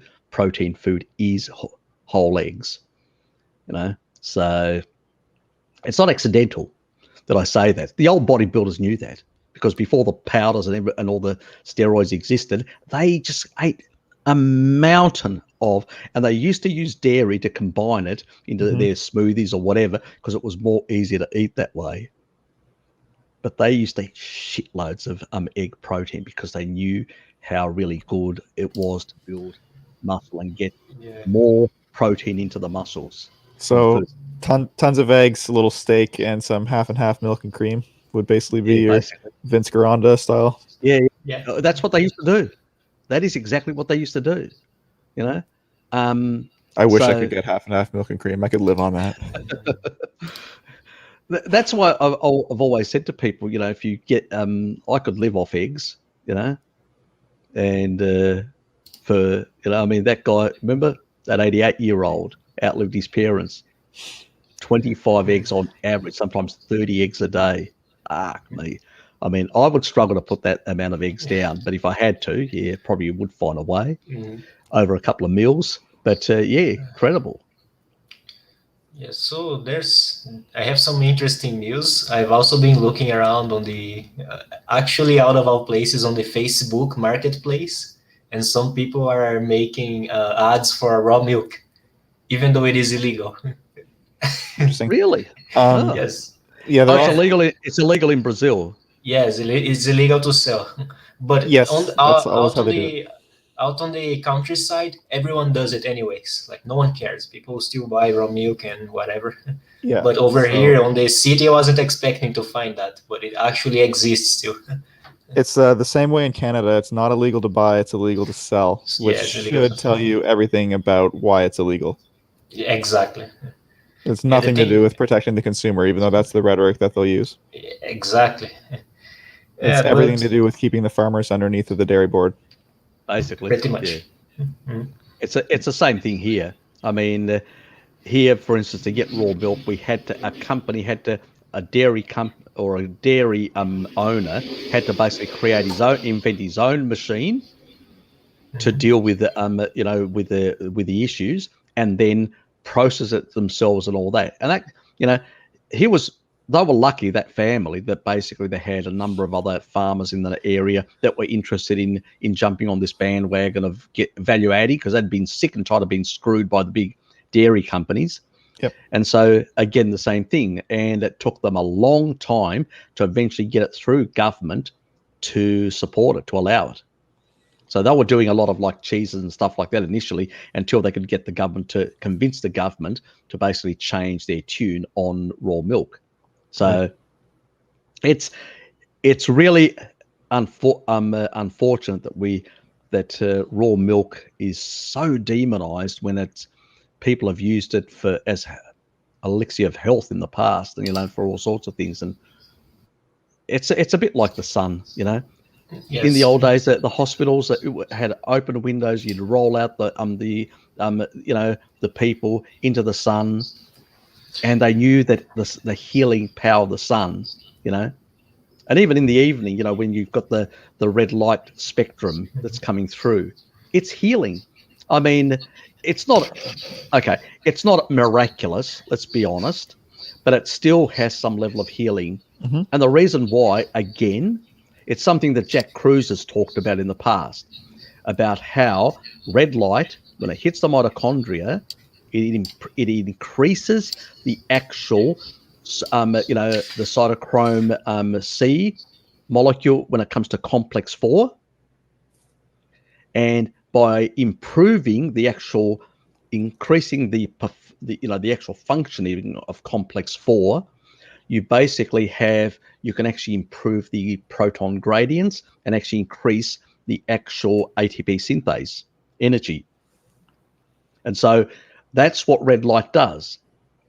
Blue light in the evening, because it's quite reactive, and it suppresses melatonin. You don't get the melatonin actually repairing that mechanism. Where with red light, you're getting in the morning that's why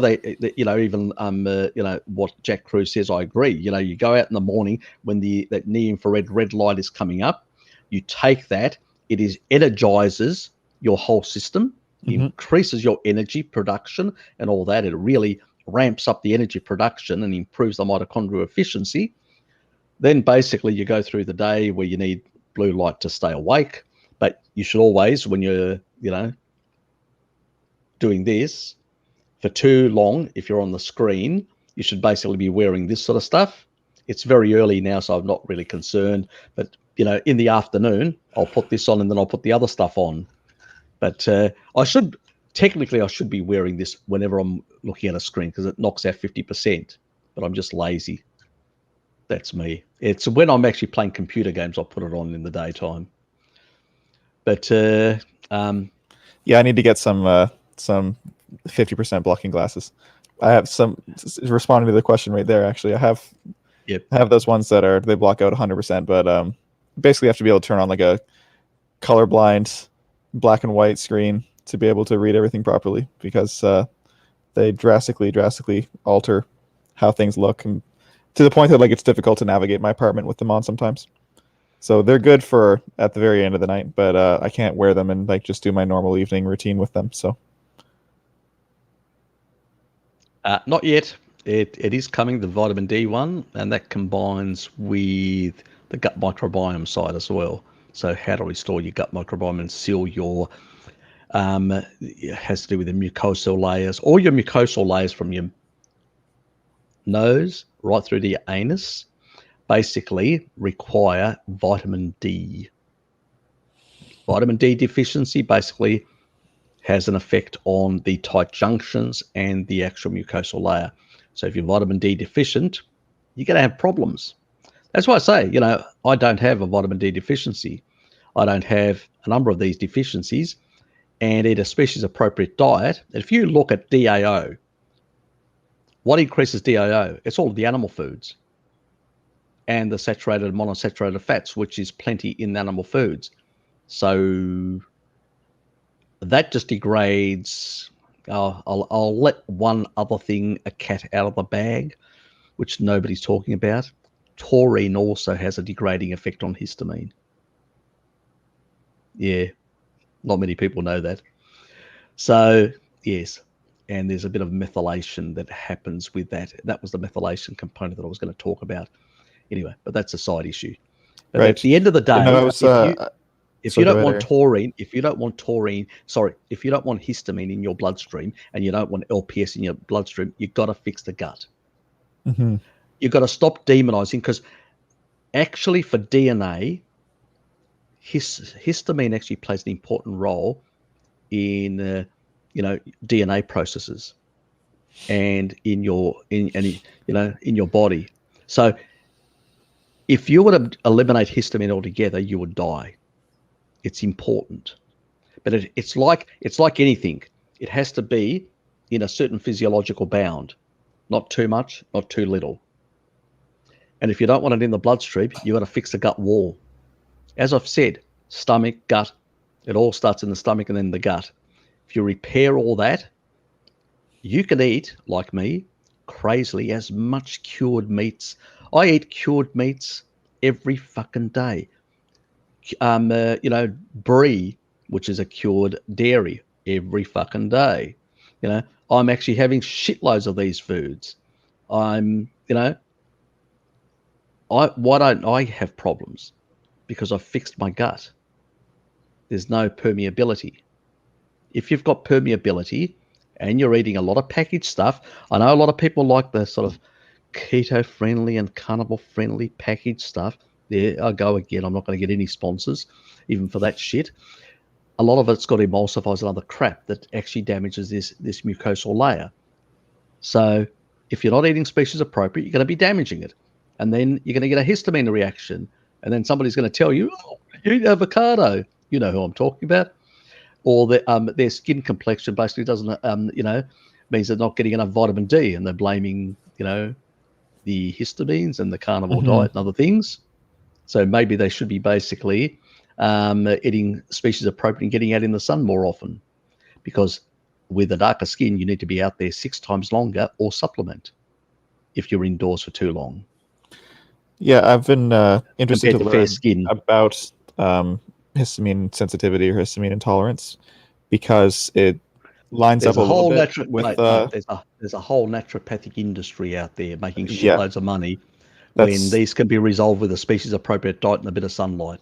Yeah, so the nature of the problem that it characterizes seems to line up with some of the issues that I've been experiencing, but I'm not willing to jump to the problem to the solution being what is conventionally basically prescribed for histamine intolerance. It seems very extreme to me, and it doesn't seem like it's a very sustainable way to nourish yourself for the rest of your life. You can't live like always have to insist on the freshest possible food forever is very expensive, first of all.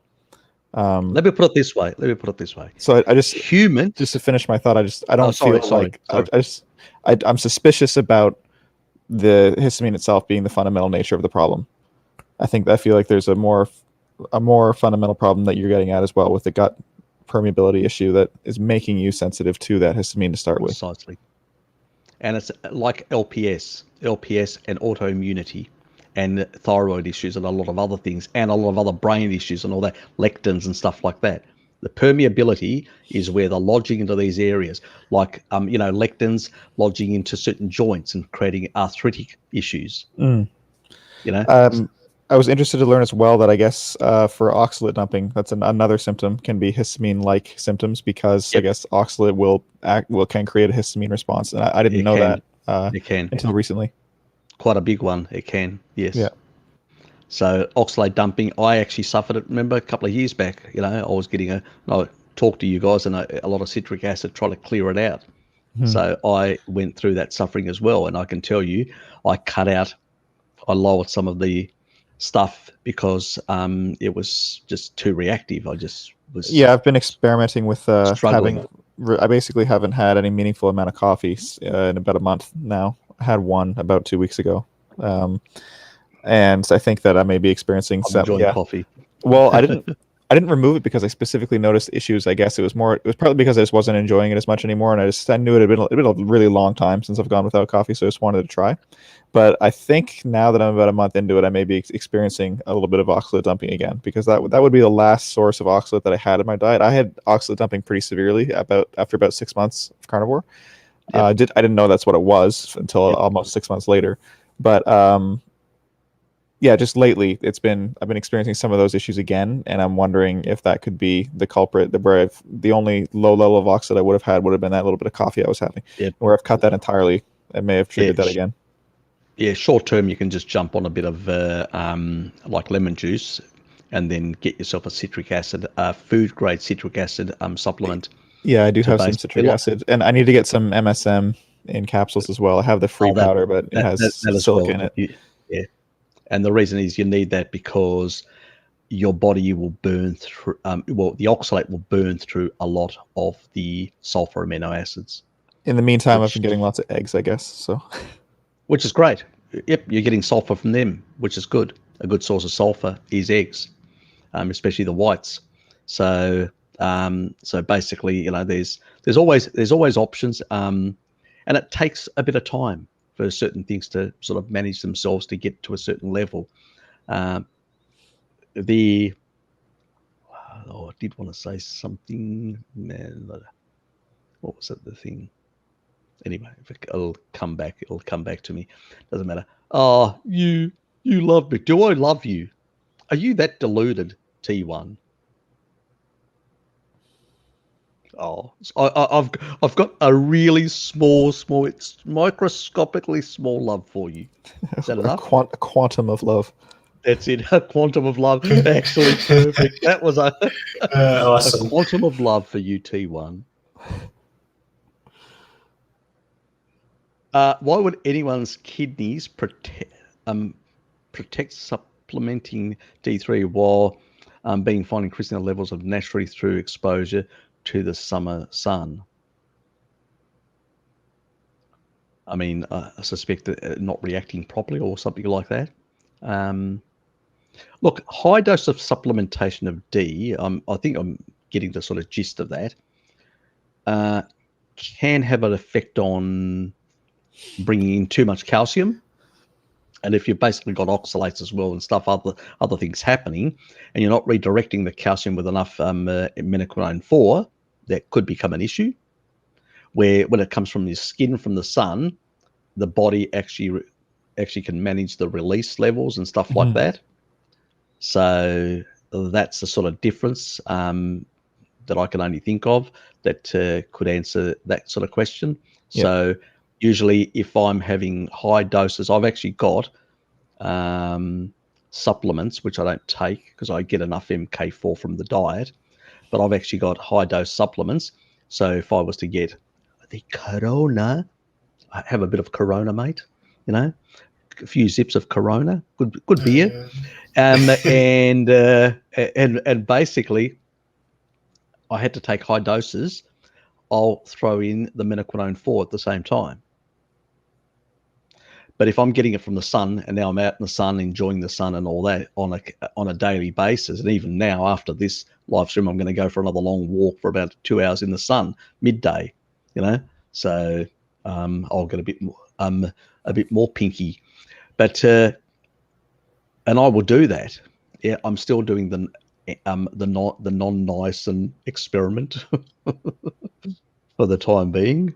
I think some of my friends think I'm stupid, but anyway, that's a different thing. I just want to see how the other fat-soluble vitamins can be, what level of protectiveness on my skin in that regard. I think niacin is that next level, but anyway, we'll leave that for another day. But I would say that if you're in winter and you need it, or you're trying to sort out a deficiency that you may have had for a long period of time, and you need to take higher doses to get yourself sorted out quicker, rather than leaving it to escalate, because there are downsides to having prolonged vitamin D deficiencies. Then make sure that you're adding a bit of liver in there for the retinol to balance that out, plus the MK4 supplementation to sort of help with all that sort of stuff. So that would be my suggestion. But otherwise, just eat animal foods and get out in the sun if you can. That would be the best. But if you're in the northern hemisphere, because I think you said Germany, yep, you definitely will probably need to supplement to some extent. There are some animal foods like seafood and eggs that have a certain level, but yeah, just to answer the question a little bit more directly, I guess, the amount of whole food in context you would need to eat to get an equivalent dosage to a vitamin D supplement massive would be enormous. So while you do have a capacity to ingest vitamin D orally, it's the amounts that you're getting through a supplement are more than what your body would normally be used to dealing with from getting it from food. So that would be why it can cause issues, whereas getting it from the sun is sort of like a trickle effect, where your skin generates a massive amount of it, and then it slowly kind of time releases into your body over the next 12 hours or so. Look, exactly. The thing is, our ancestors didn't work in offices. Oh, surprise, surprise. They were outdoors even in winter all day long. You know what they find? They find that people that basically, like my father, who's out in the garden, even in winter, all day long, these old people that still have these awful habits of being outdoorsy too much, they don't have a vitamin D deficiency, even through winter. Yes, it does decline, but not as severely. So having some animal foods that have vitamin D and that being out continuously through the day, and you've got a lighter skin, fairer skin, which will take even in colder climates will take in more, you can get by with even zero supplementation, and you'll just have a suboptimal decline like our ancestors would have had, and then it'll just come back up in the summer. So it doesn't get as severe. And usually they have through the summer, because they're outdoors all the time, they're not slapping on creams, toxic creams. They're not basically that are getting absorbed in the skin and causing also sort of reactions, but we won't go there. That's not the conversation. But these people would have sustained very high levels of vitamin D in the summer, spring, summer, and into the autumn, and then basically would be slowly coming off those levels as they're getting, going through winter, plus being outdoors continuously, so getting a bit there just to, a few thousand IUs here or there from the sun, and a bit from the food, and that just tops them and slows down the decline. That's how people would have been. That is why, unfortunately, we don't live like that anymore. And because we don't live like that anymore, And there are people out there that do actually do that slightly. I need to find that there is some old geezer, and he actually had his. I'll have to find it and show it next time because but he actually showed he was in a colder climate. And actually showed being outdoorsy continuously, still was able to, and eating certain foods, still was able to maintain not very high like the Messiah levels type of vitamin D, but way better than most people. It wasn't basically in a deficient level. Mm-hmm. So, and that's important as well. So a lifestyle does play a factor here. And if you don't have that lifestyle, because unfortunately in our modern world, we have to go into an office and work to basically earn money to support our families, and it's not a realistic thing in those certain circumstances, then yep, the option may be that you need to look at some level of supplementation from a good quality one in that regard. So I'm still 2 months from being able to get any vitamin D from the sun, really. Probably about 3 months before getting any meaningful amount. But I still like to sit in the sun when I can. I have to say that the lockdown was quite helpful in that front, because since I don't go out, to have class or to my job or whatever, I can just pop up to my yard or over here at the apartment. I can go to next to the swimming pool and I can just enjoy after I have lunch, I can enjoy the remaining time of the break on the sun. So it has been very useful. Actually, a few weeks back, I tried something. I think I commented this on stream, but the results of my excess sun experiment, I spent 1 hour from midday to 1 p.m. I spent all that time under the sun. Then after that, I just had a break, and I believe around 3 p.m. I was out and walking about with a friend until 5 p.m. and all the time in the sun, no sunscreen whatsoever. I was surprised I wasn't burned. No burns whatsoever. Yeah, I've drastically improved my ability to get sun since Carnivore. Similarly, I can go out for an hour right at solar noon and then be out later in the evening as well. And it basically takes an effort on my part, unless it's really early in the year and then I go out for a long time or something like that. But once I have a tan and I'm acclimated to it again, I have to really try to get a sunburn, and even if I do, it heals quickly.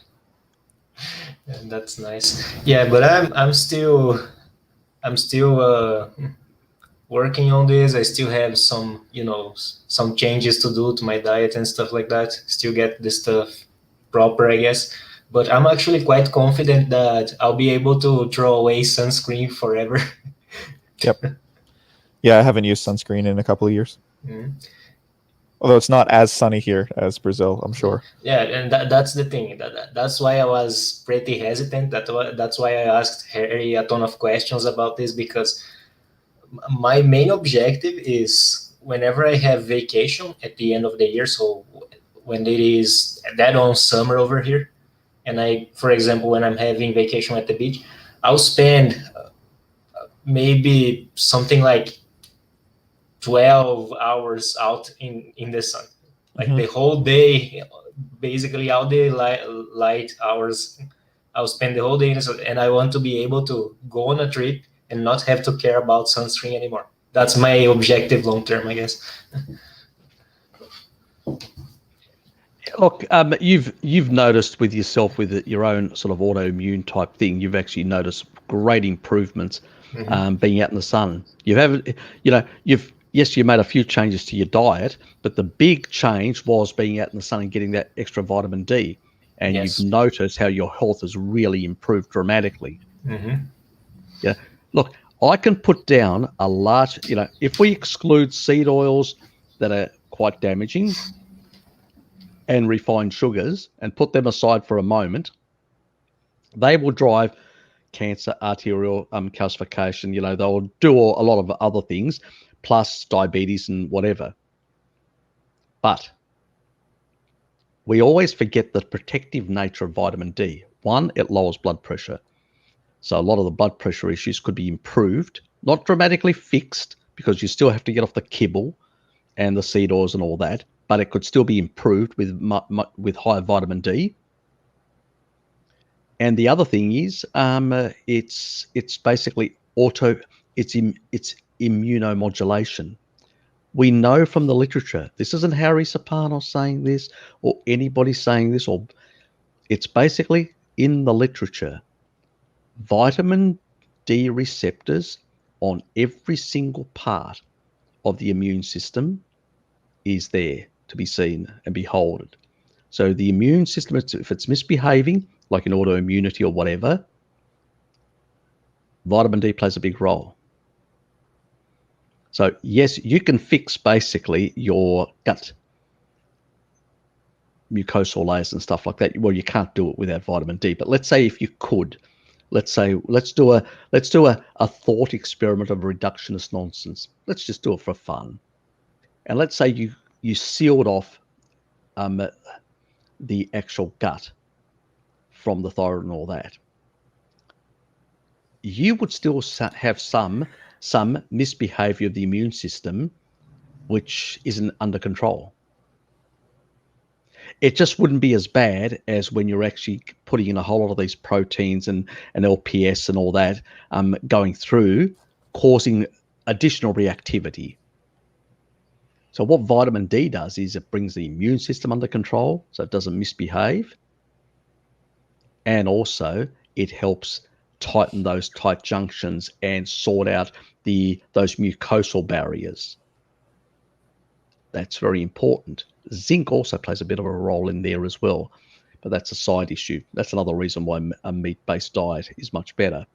When we look at animal-based diets, they've got the nutrients that really protect the body in a number of different ways, and synergistically they work all together. I don't like just saying, oh, it's just. That's why I said vitamin D is important because it plays a big role, but you do need some of the other micronutrients that you find in animal foods. It's a combination of these working synergistically together that basically help resolve a lot of these issues. When you're eating a species-appropriate diet, you're getting all the fat-soluble vitamins. You're getting the entire regulation of all the matrix metalloproteinase, all these collagen-degrading enzymes need to be, you've got in certain tissue, MK4 plays a big role. In other tissues, vitamin D plays a role. In other tissues, retinol plays a role, but they all play a role in controlling and regulating and keeping the overexpression of MMPs going up. So when MMPs go up, what they do, they degrade tissue and collagen. What is your gut made up of? Largely collagen. It's a collagen protein thing that actually then has the ability to do peristalsis, to move things around. It has to have that sort of structure. It's not like a muscle. It's a much more, it's got a lot of collagen to basically be able to, operate the way it is. It's a very mechanical system. And as a consequence, a mechanical system requires far more collagen. And that's the other reason why the heart has far more collagen than your muscles that you lift weights or stuff like that as well. So there are reasons. That's why, hearts are really hard to consume. That's not like a steak. It's really, it's got a lot of fibrous material in it, as people know that eat hearts. You've got to understand the body and you've got to understand the components that it needs. And that is why I always come back as a default. It's not accidental that people do feel better on a meat-based diet. Combine a good level of, it's not too lean and you can get enough fat-soluble vitamins from the organ meats and other things, or the micronutrient deficiencies that you've got, very important. In the early stages, I usually tell people to do more organ meats than at a later stage. Like at my stage, I do, once a week, maybe once a fortnight, sometimes twice a week. I'm not crazy. I don't have to worry too much because I don't have those deficiencies anymore. But in the early days when I did, I ramped up the amount of eggs that I consumed and I ramped up the amount of organ meats that I consumed because I needed to get back all that nutrition to fix. It's a bit like, Terry Walls. She did the same thing, a lot of organ meats because she needed to get a lot of the B vitamins, a lot of the minerals and stuff like that. Her body was starving from a previous diet. Yep. I'm still perplexed about her anecdote that she insists that the vitamin K1 from kale was key for her. That she seems to have such cogent insights about every other aspect, but that one just sticks with me. I'm like, it doesn't make sense. It's annoying. It's annoying. Yeah. What does the body look at liver? Liver when you remember, I showed you that study where it showed the liver concentration of K1 low. Mm-hmm. The body converts it to MK4. All the other menaquinones actually get converted to MK4 because MK4 is the only K version that it can actually influence genes. Yeah. None of the other Ks can. I mean, who knows what was she's very insistent on that from her own experience, that anytime she didn't get that kale in, that her symptoms would resume and become exacerbated. So given how diligent she was and how insightful she was in teasing that out for herself, I'm sure there's something there that she was experiencing the benefit of, but I'm not sure that the way she characterizes it is correct. Exactly. Look, there are people.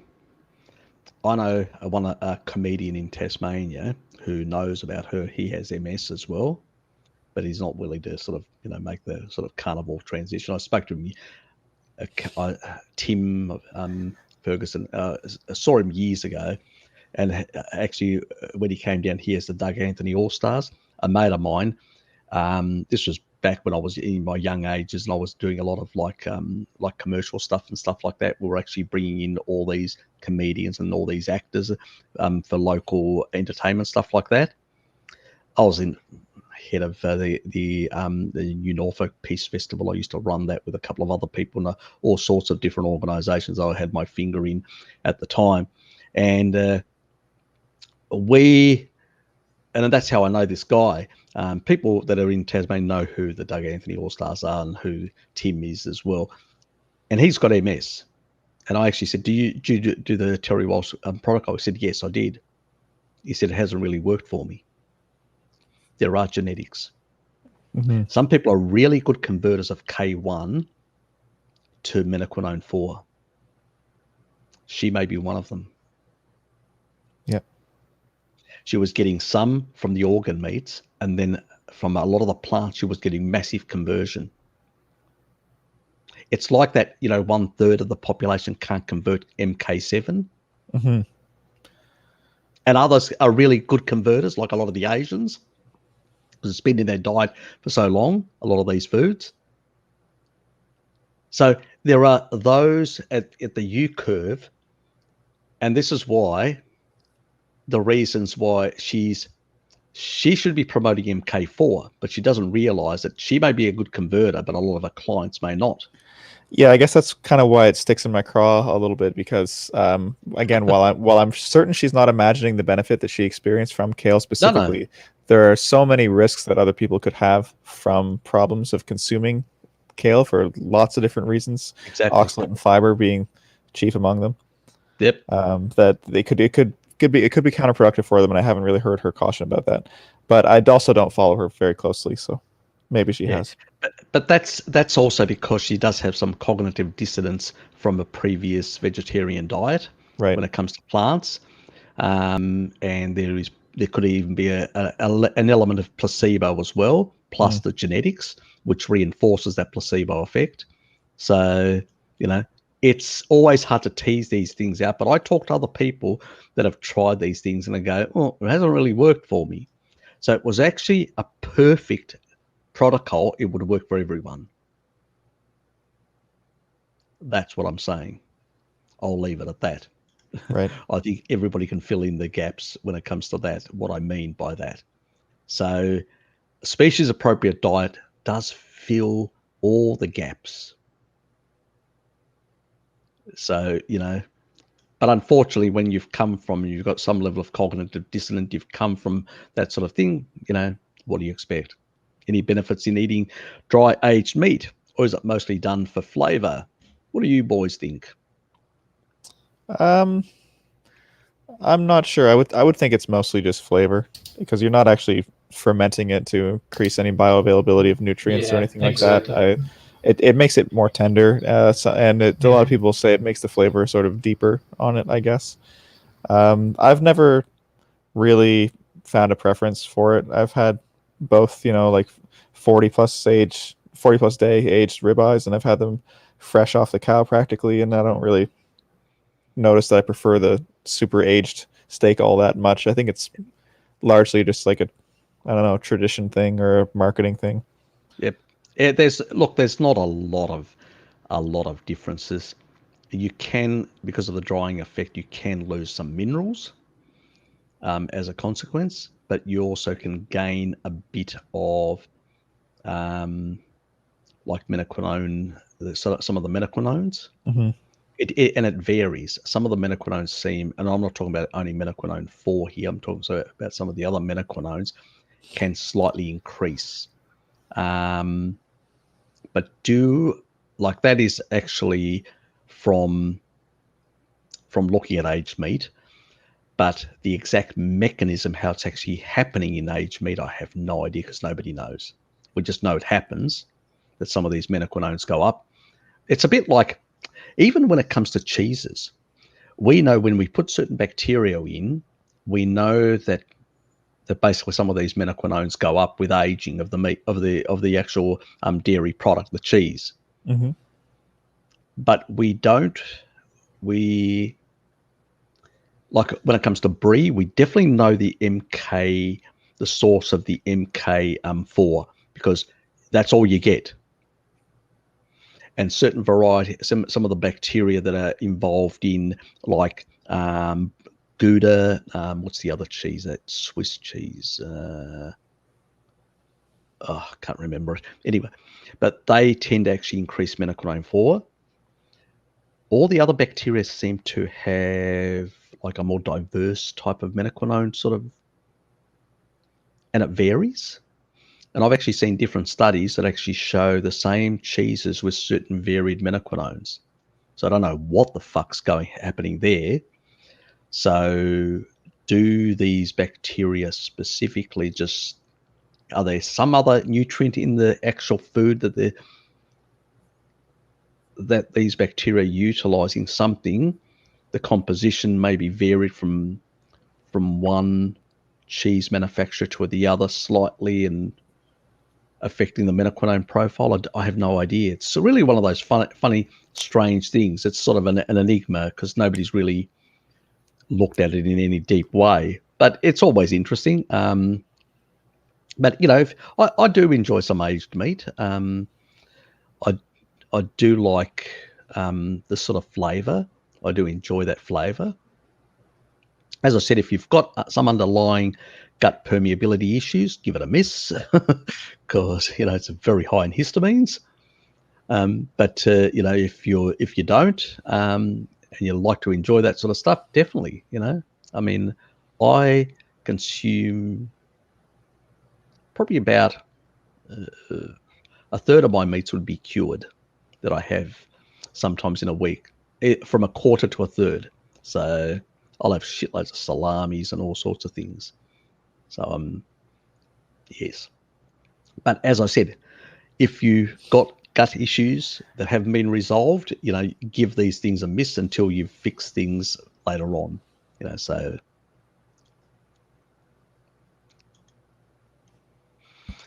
but that's why we need to get the message out to people and explain that we need to stop we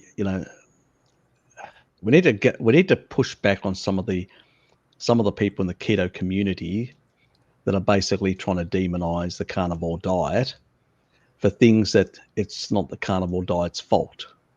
It's basically you haven't resolved an underlying condition that needs to be resolved. So it is simple as that.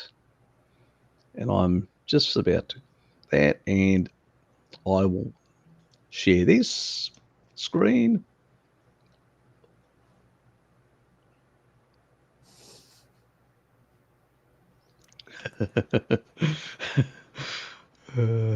It's beautiful. Oh yes. Yeah, this is me. This is what I do when I am bored and I open MS Paint. The attention to detail on the muscle anatomy is impeccable. Six pack and everything. Yes, I don't know. I only count 5. The day I drew this, I think I had a discussion with, it was a colleague of one of my friends. And he's one of those guys that he's like, no, bro, you absolutely need carbs to build muscle and everything like that. Oh my God. Yeah. Oh, yeah. Look, it's still, well, the old bodybuilders were mistaken eggs and they were building massive muscles. Exactly. With milk. Yeah, some of them milk, some of them not milk as well. Yeah. Some of I remember there was a 1930s strongman, I forget his name now, but he used to basically just eat raw eggs and raw steak. And I mean, he would just turn up and just eat and eat and eat. And this guy was just absolutely, he was very unfortunate the way he actually died. In old age, because he still was a very strong man, he basically lifted an entire fridge, walked it up the stairs, slipped, and actually got crushed by the fridge. What a way to go. He died the way he lived. Basically. Oh, God. What a way to go. Poor bastard, But that's exactly, what happened to him, what killed him in the end. It was, Yeah. So it's always sort of funny in that regard. Okay, Neil.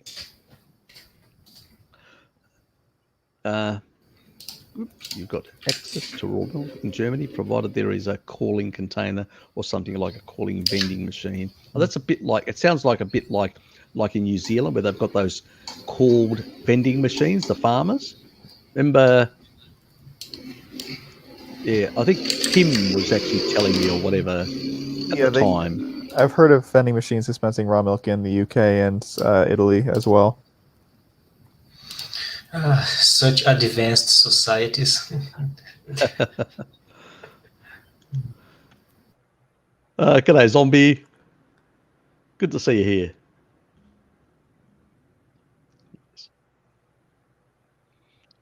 You're never trouble, Jules. You're never trouble. It's good to see you here. First-person shooters. That's all I'll be telling you. Some third-person shooters, but I won't go into details because I'll never hear the end of it from some people. Ooh, Why not?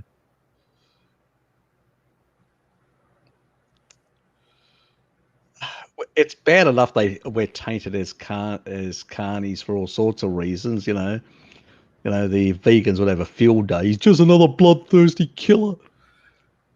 So you know what happens.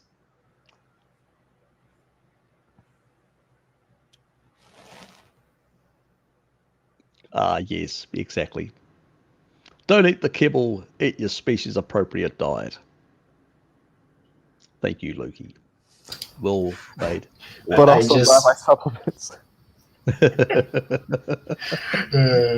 I just had to use this template. It's been going around a lot.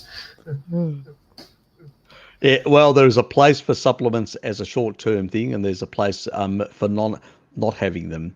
Yes. So everything is one who does take supplements. Exactly. There's a contextual. I mean, I should eat probably more eggs, but I still take basically, things like sulfurs, especially like MSM, taurine, and basically, well, taurine I'll take for the rest of my life. I've got dad on taurine as well, but some of the other stuff like choline, should be eating more eggs and a bit more liver. But sometimes I can't be bothered, and so it's easy to go to the supplement, a few grams here or there. So none of us are Puritans, none of us are, so even I succumb to a bit of the convenience, as long as we're not overdoing it with shitloads, like a whole pantry full of them. There's a difference between, the occasional one here or there, but pantry, nah, definitely not.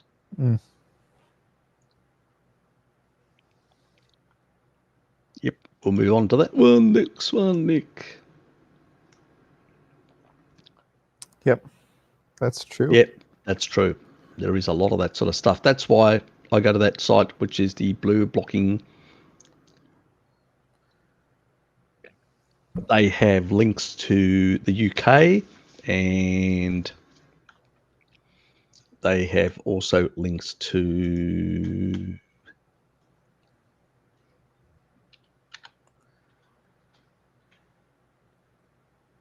Yeah, there are definitely some good ones that work. Just I just can't swallow the price that Blue Blocks charges for their glasses. yeah, I know it's friggin' insane. expensive. It's really. Oh, look, I've bought the stuff, but I understand. I've bought the stuff because I can afford it, but I know others can't. It's bloody expensive, and But yeah, the prevalence of the fake ones on Amazon was the reason that I got the ones that I did, because they're safety rated, so they're guaranteed to block a specific spectrum because they have to. And they're cheaper that way because they're basically for tradies and people like that. Yep. Yeah, but at the same time, they're not fashionable, but they're not as expensive. Whoa! Speak for yourself. I take exception to that judgment on the fashion of those glasses. They're very retro. Just accept. Hey. I've got the Roy looks. You're not as fashionable. So get over it. We're all wearing our t-shirt uniforms today. Hey, where is T1? Hey, T1, why aren't you trolling in my favor? You're usually a big fan of the troll of the Roy look. You should be out there, giving these boys a hard time about Roy. I don't think He's a great guy. I can't take criticism from Harry on fashion because I tried to share one of your videos with somebody and you weren't wearing a shirt. Oh, that's true. even a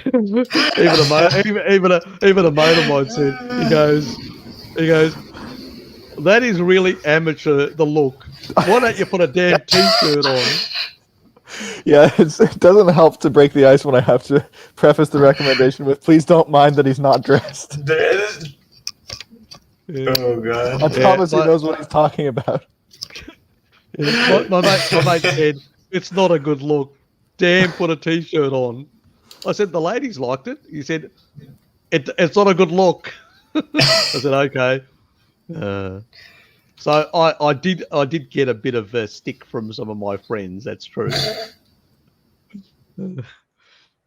Yes, they get what are friends for, as they say. Yes. I'm just going to flow right through these really fast. Any negatives for herbal teas? You guys? I've actually tried rubus. I don't mind it. It's actually quite nice. But the only things is the chelating factors. That's about it. It depends, I guess. It depends on several factors, which type of plant it is, which part of the plant it is that you're using. And there's like a wide variety of things that can interfere with nutrient absorption or not. And, it depends on what you can tolerate individually. Mm-hmm. So there's lots of factors. You have to research the specific species of plant and see what comes up. Yeah, I would say if you're in an elimination phase of your diet and you're trying to address some issues, particularly chronic issues, that absolutely I would avoid tea. Yes. But that being said, I'm not dogmatically opposed to it. I mean, I would drink a tea here and there. And this is a good point as well about iodine as well. It can have an effect on iodine absorption and a few other minerals and stuff like that. So that's true in that regard. So yeah, if you've got some underlying issue, give it a bit of a miss. Same thing goes for coffee as well. And in terms of oxalates, yes, you can get oxalate dumping can mimic very much something like gout. That's true as well. I would think that it would certainly inflame any areas that are maybe like subclinically affected by gout as well. Yep. It would definitely exacerbate gout. That's a definite. There's plenty of literature out there showing that quite clearly, that oxalates do make it worse, way worse. So, because it takes time for people to basically achieve proper, when you actually get on a carnivore diet, your uric acid goes slightly up. And then it will come down to get to a homeostasis. As long as you're getting enough salt as well in there, because salt can actually bring down uric acid levels. One thing, it's not only that it can temper down cortisol and norepinephrine and stuff like that, it also can temper down uric acid and bring it to more normal physiological levels, but also the body adjusts. Definitely you don't want to be combining animal foods, a lot of protein, with fructose. That is definitely a gout creator. I mean, there's plenty of studies out there that show that a strong correlation and relationship between the two, you know, and these are sort of studies that have been done on all sorts of things. So, you know, it deranges the uric acid cycle. So you definitely want to sort out any fructose. So honey is not species, you know, compatible in that regard. But yeah, dumping can mimic, that's true. And oxalates can also interact with uric acid in certain ways as well. There's stuff in the literature as well. So yeah, you know, oxalates are a big problem. And a lot of us have come either from plant-based diets or come from keto-based diets, which were heavy, or low-carb diets, very heavy, because a lot of us that came into this low-carb community came in with a lot of plant-based low-carb community type thinking, you know, spinach, kale, all these type of foods. Where when you go back to people that moved from the SAD diet to the first Atkins diet, the original Atkins diet, that was just steak and eggs and bacon and all this sort of stuff. There was very little plant material that Atkins, the original Atkins was more meat heavy with some plants here and all that. And even the plants, they weren't, you know, high oxalate greens or stuff like that. There were things like, you know, pumpkin and a bit of carrot or a bit of that sort of stuff, you know, your regular stuff that's not very high in oxalates anyway.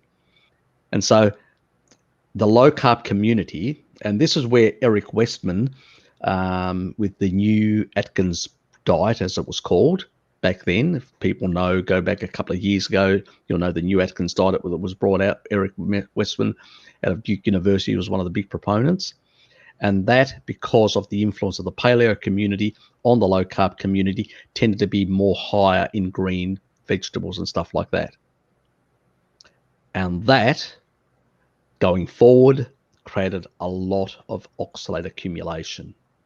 So we had the SAD dieters, oxalate accumulation, the vegetarians, oxalate accumulation, the vegans, oxalate accumulation, the low carb people, oxalate, and then they move over to the carnivore diet and they start getting these dumping issues or uric acid abnormalities or a number of these things. What do? They turn around and demonize or point the finger and say it's the carnivore diet's fault. No, it's what you've been doing on steroids all these years and fucked everything and deranged everything. You know, the Inuit, the Maasai never had these issues. Why are you having them? Because basically you've done species inappropriate things for the last couple of decades and you think that the carnivore diet in 3 months is going to fix all that. Yeah, it's not an undo button. Exactly. It's not an undo button.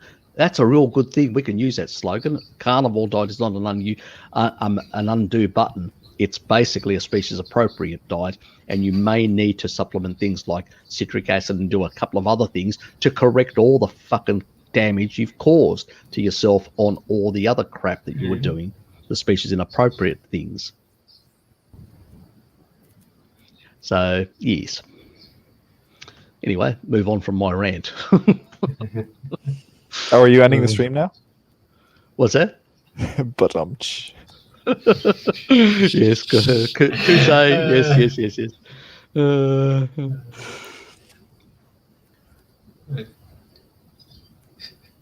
Okay, Jafar. Good to see you here, mate. Yes. I will zip that cola.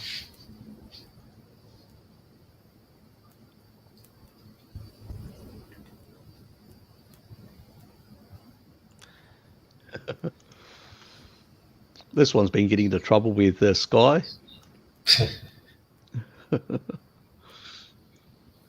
Damn, he's been feral lately. Absolute feral.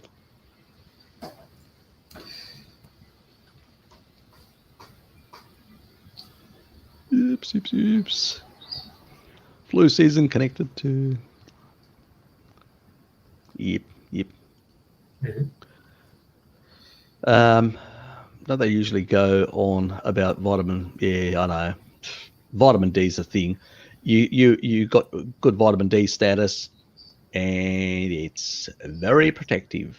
Now that I've species appropriate and all that, I haven't had the flu-like or whatever symptoms.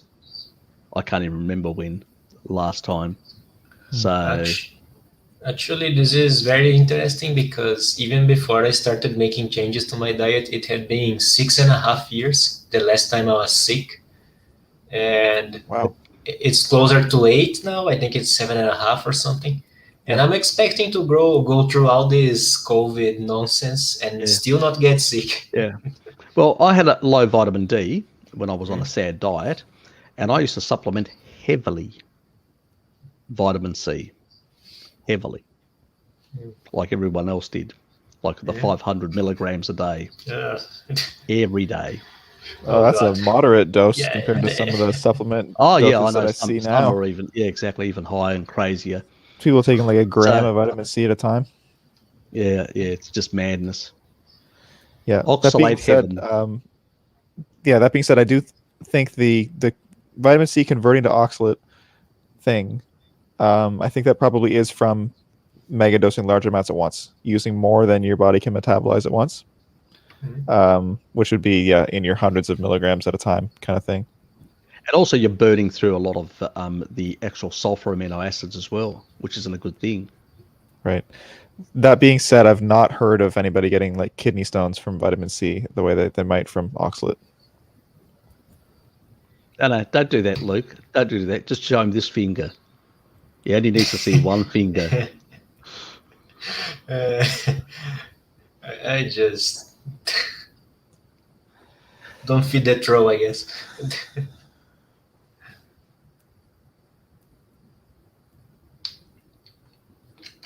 Valentine's, that's all you bloody need, mate.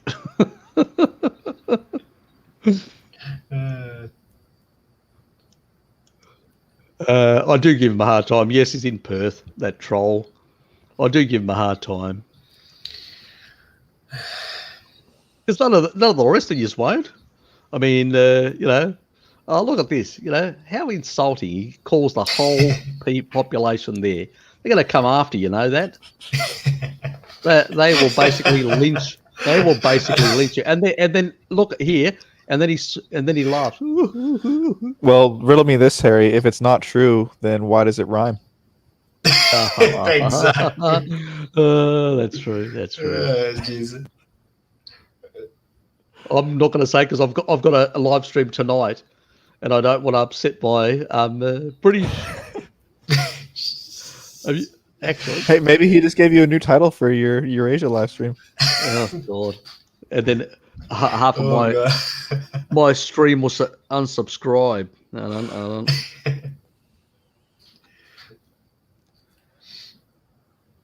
Actually, I'll show you my the subscriber list. I haven't actually shown the latest one. I'll just come on.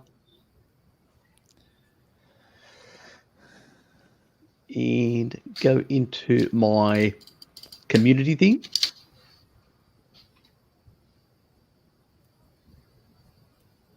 Why is this slow? Just looking at these blue light glasses that you linked, Harry. This is a better alternative for blue blocks, I think. They're at least more reasonable rather than like the $200 range. They're $100. Okay, if you put that in the private thing. No, this the one that you sent. Oh, that one. Yeah. Oh, yeah, yeah. Block That's blue true. light. Yeah. Where are the set analytics? I think.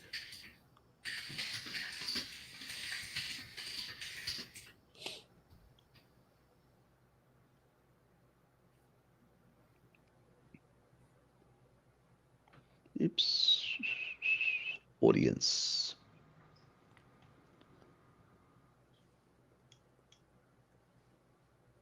Go away.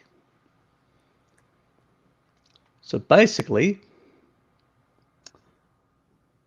Is that clear? Is it large enough? I think it is. So out of the people that watch my stuff, my subscriber base is 84% that actually watches. 16.5 don't watch, that don't subscribe, that watch. The female population is about a quarter, the gender, 75% males. And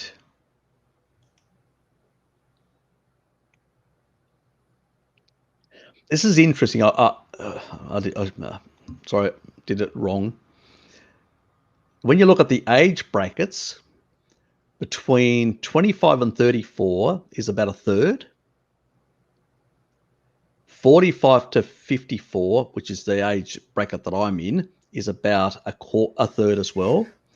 And those between 35 to 45 are about 20%, and those who are 55 to 64 are 13.4%, which is really interesting on the stats, where the numbers are. Now,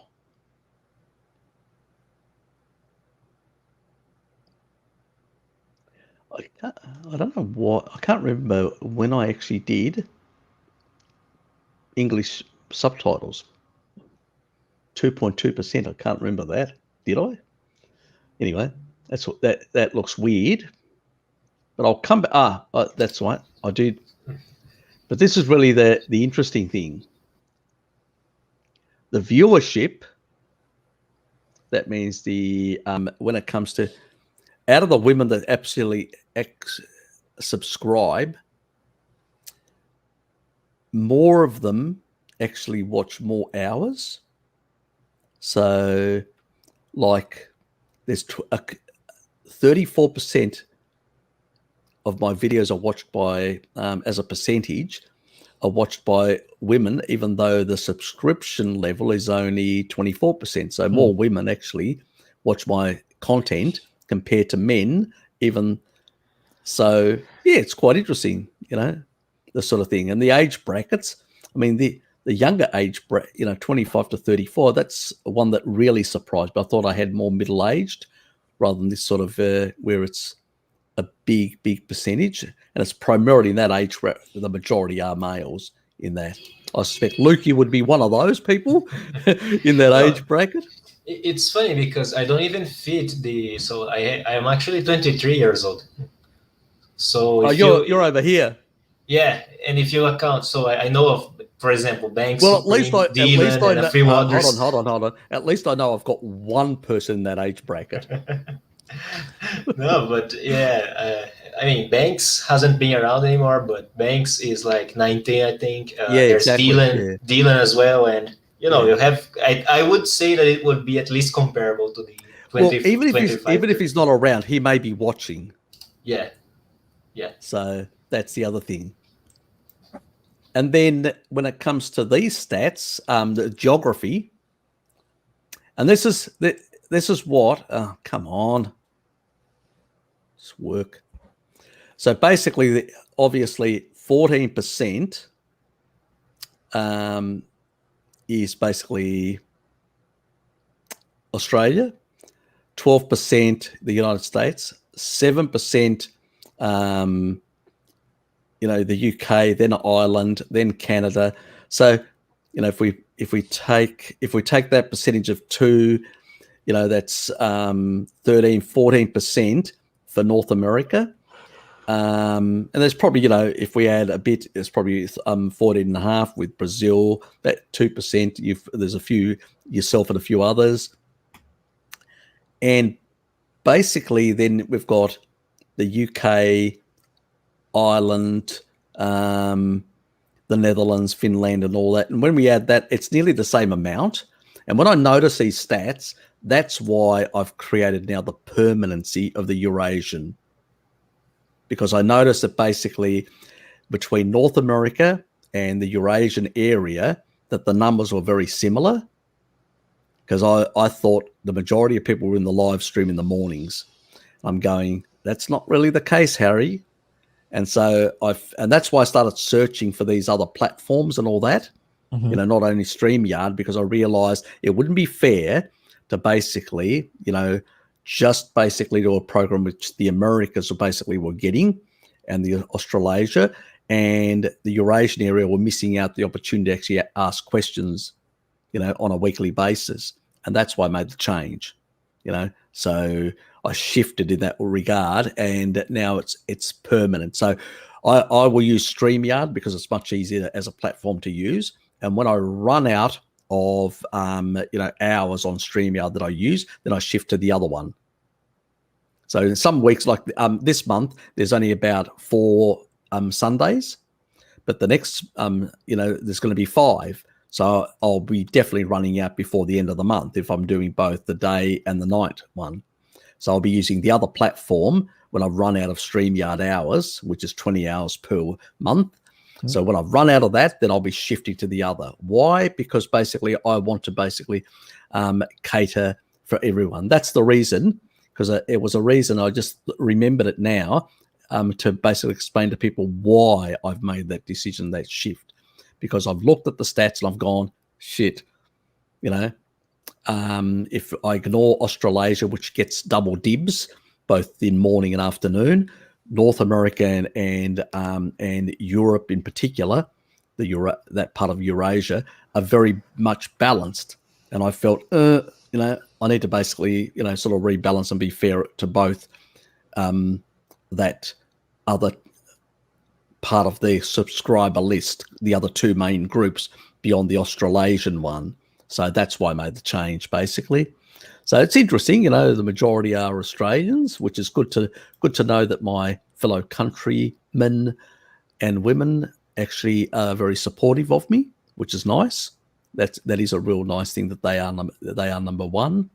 Then it's the United States, then the UK, then Ireland, then Canada, then the Netherlands, then Finland, then Norway, then Germany, then Spain, New Zealand, Brazil, and Israel. And then that's the only they provide. Then that's probably very little for the remainder. I'm disappointed Greece isn't there. I am disappointed. Or, you know, so, but then again, you can't have everything.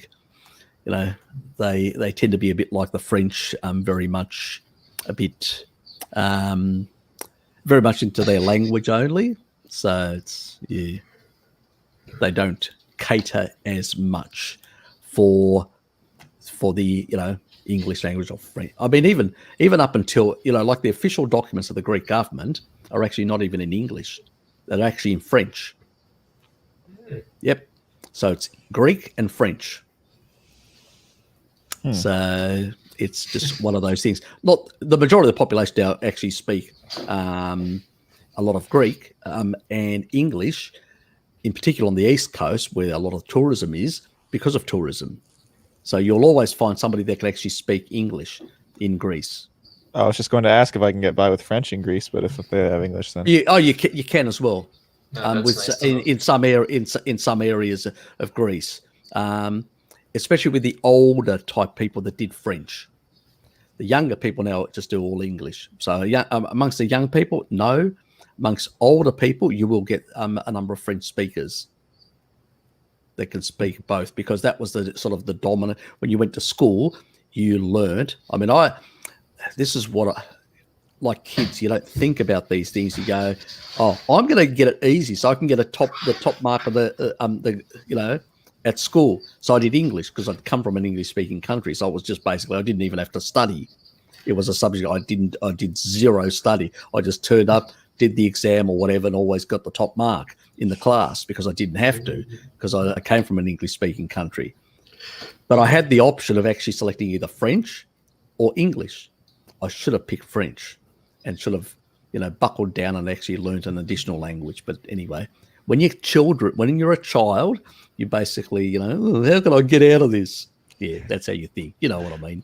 We've all been there.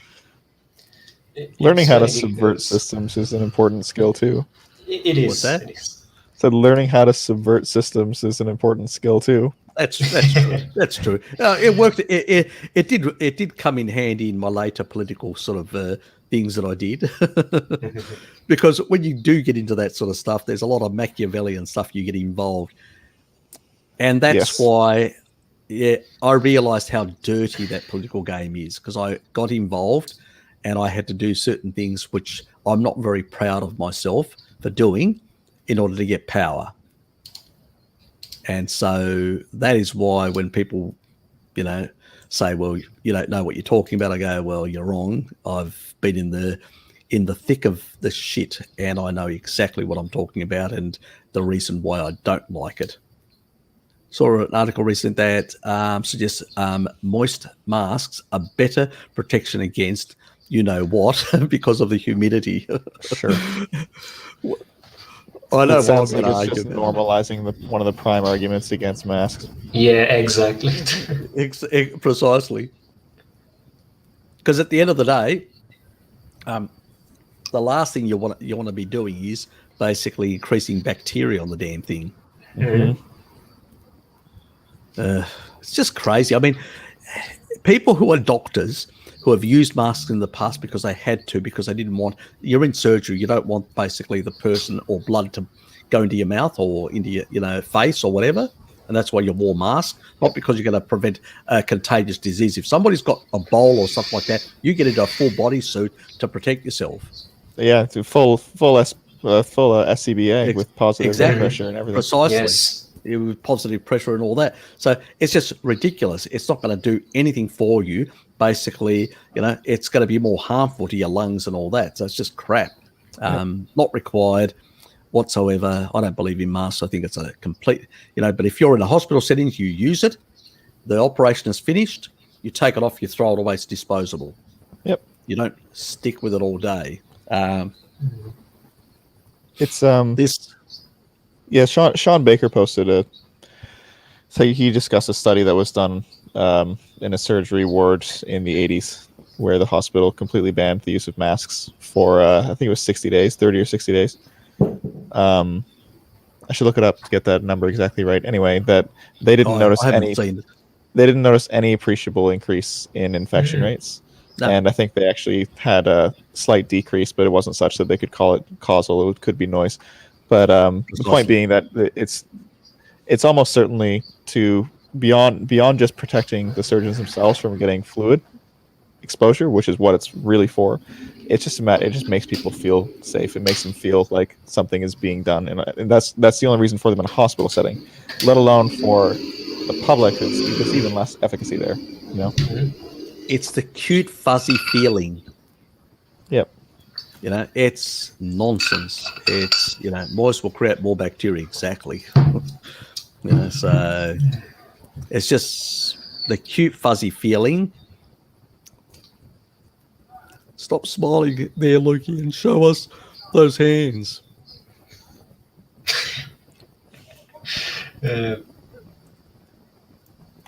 I could show you another thing, but I'd probably get banned from YouTube if I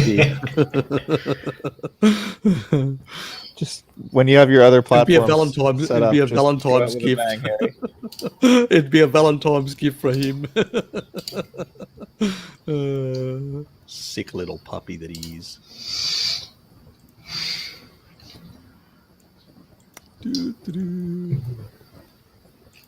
Just to catch up with the stream, I think we went past that. Yeah. See, that's what happens with StreamYard. It just went. I'm going. Where's my spot? I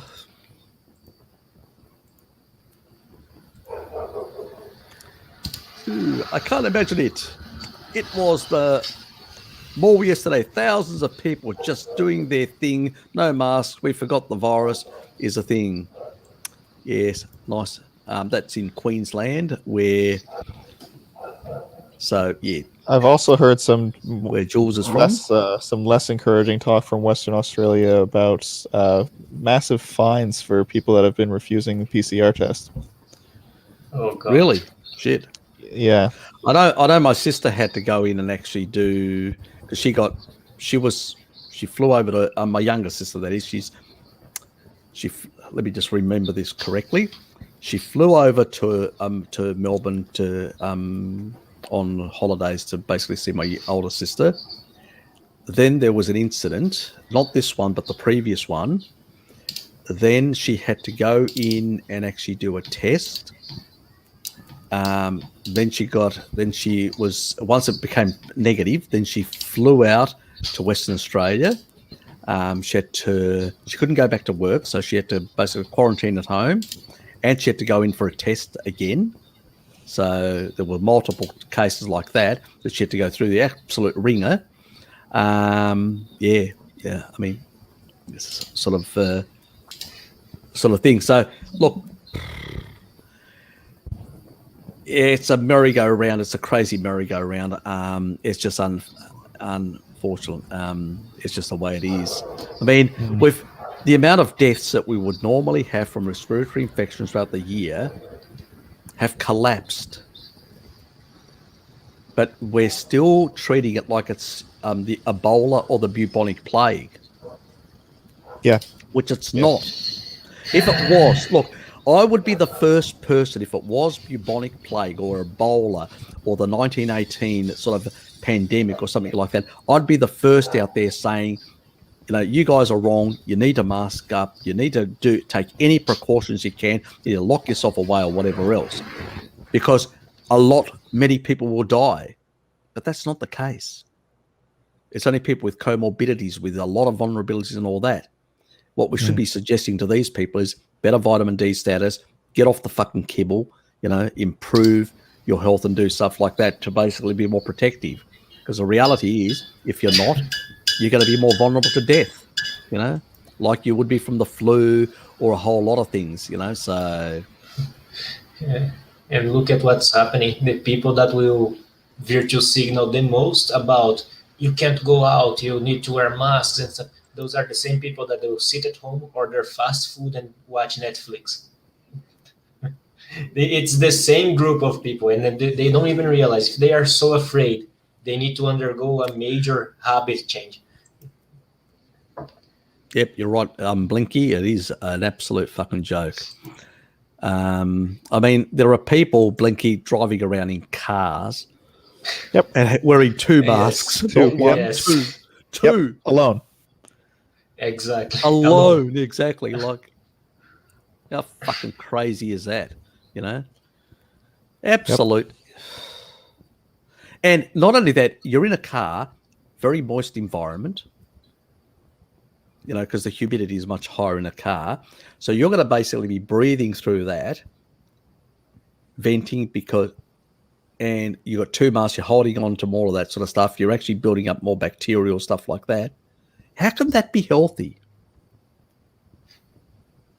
Do you think people are going to be like the doctors or surgeons who go in for an hour, do a surgical intervention, and then come out? They're in an air-conditioned environment, which much lower humidity. When you need that, because you want in a surgical area, it's lower humidity. Why? For the simple reason you don't want bacteria to have a good environment to grow. And then you're in that environment. Even if you're there doing a long surgery for 3 hours, then you take off the mask and dispose of it. These people are basically putting on those masks for hours upon hours in their homes, their cars, everywhere else, wherever they go. Yep. And they're, at the same time doing a lot of physical work, or sometimes I see them exercising, and they're ventilating. Yeah, you see the mask is doing this continuously on their face, ventilating, and I'm going, what are you doing to your lungs, and what are you doing to your body? Are you crazy? The gyms here require you to wear a mask the entire time while you're working out, which is it's ridiculous to me. But yeah, that's not to mention the cultural, psychological ramifications of wearing a mask too. Training young children that they're inherently dangerous to others is very, very discouraging, very distressing to me. Yeah, destroying people's lives, the economy, people that have actually worked decades to build livelihoods that have been just decimated. Yep. It's just, what is happening is just absolute criminal. But, it's basically, yes, exactly. Sweden actually used the World Health Organization's 2019 protocol for infectious diseases. Everybody else used China's. So when people say that we followed the World Health Organization, no, we didn't. Only Sweden. Everybody else followed China's, lockdown and crackdown and lock up and, and throw away the key and all that sort of approach. So it's just bullshit. Well, it's got people these so-called, remember the philosopher kings, the experts? These fucking experts basically have got on their hind legs and said, we need to do this to protect you. And now they don't want to pull back and actually admit that's how wrong they were. Yep. Well, it's just people they're being motivated out of fear, right? So now it's not about which approach has the best evidence for efficacy. It's about people basically are just going to endorse whichever approach seems to be the most austere, which is it's a crazy inversion to me that people are basically just crying for whichever whatever will allow for the greatest restrictions seems to be what people think is the best justification, such as more masks, more lockdowns, despite the WHO saying that lockdowns are not an effective way to deal with the pandemic. Exactly. That it doesn't matter. You have the authority in the United States continuously advocating for lockdown, and then by extension, Canada keeps doing it too. And it's not about what works. It's about what people think needs to happen for control, which is disturbing. Precisely. Yes, yes.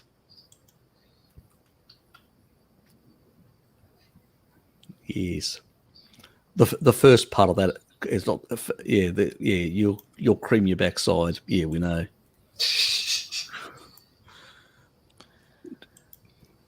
I'm doing a bit of trolling on the side. Sorry. Somebody has to do it. Nobody else is going to troll him. Enough. Jafar, did a bit, but they need the master troll to get into Blinky. Did I actually do that? The IQ belt. You showed that one. I did show that one. Okay, good. Just in case I missed it. Things do happen in that regard. Saw the post of Rick Drazen. Who's that? I'm trying to think. It sounds familiar. Passing a white back. He has come good videos with Rick Planner. I have no idea who these people are. Information on the mechanics of the body with bodybuilding. Don't know them. Any of you guys know any of these? He was a bodybuilder who passed away in August, I guess. That guy. Yeah, yes. Rick. Yeah, that guy. Yeah, bro. Yeah. I'm familiar. I actually still subscribe to his channel. What am I talking about? Yes, I do. Yeah, just the mind. See what happens? Brain fog. It's a fucking carnivore diet. Yes, that guy. Yes, that's right. Yeah, I remember him. Yes, he does a lot of. He used to do a lot of sort of with Jerry, the other guy. I forget his last name. Jerry, the other guy, the ex bodybuilder as well. I don't know. Yeah. Jerry something. He promotes a lot of supplements and a whole lot of other things. But anyway, some of his information is okay, but some of it's just I just basically haven't. For those sort of people, occasionally I'll check there and I do subscribe, but I don't have notifications for everyone because otherwise I'd be, Yeah. Yes. So there's so much information, and I'm more for the most part. Anybody who posts on a schedule, I usually don't have notifications for because I know that they'll be on at certain times. Yep.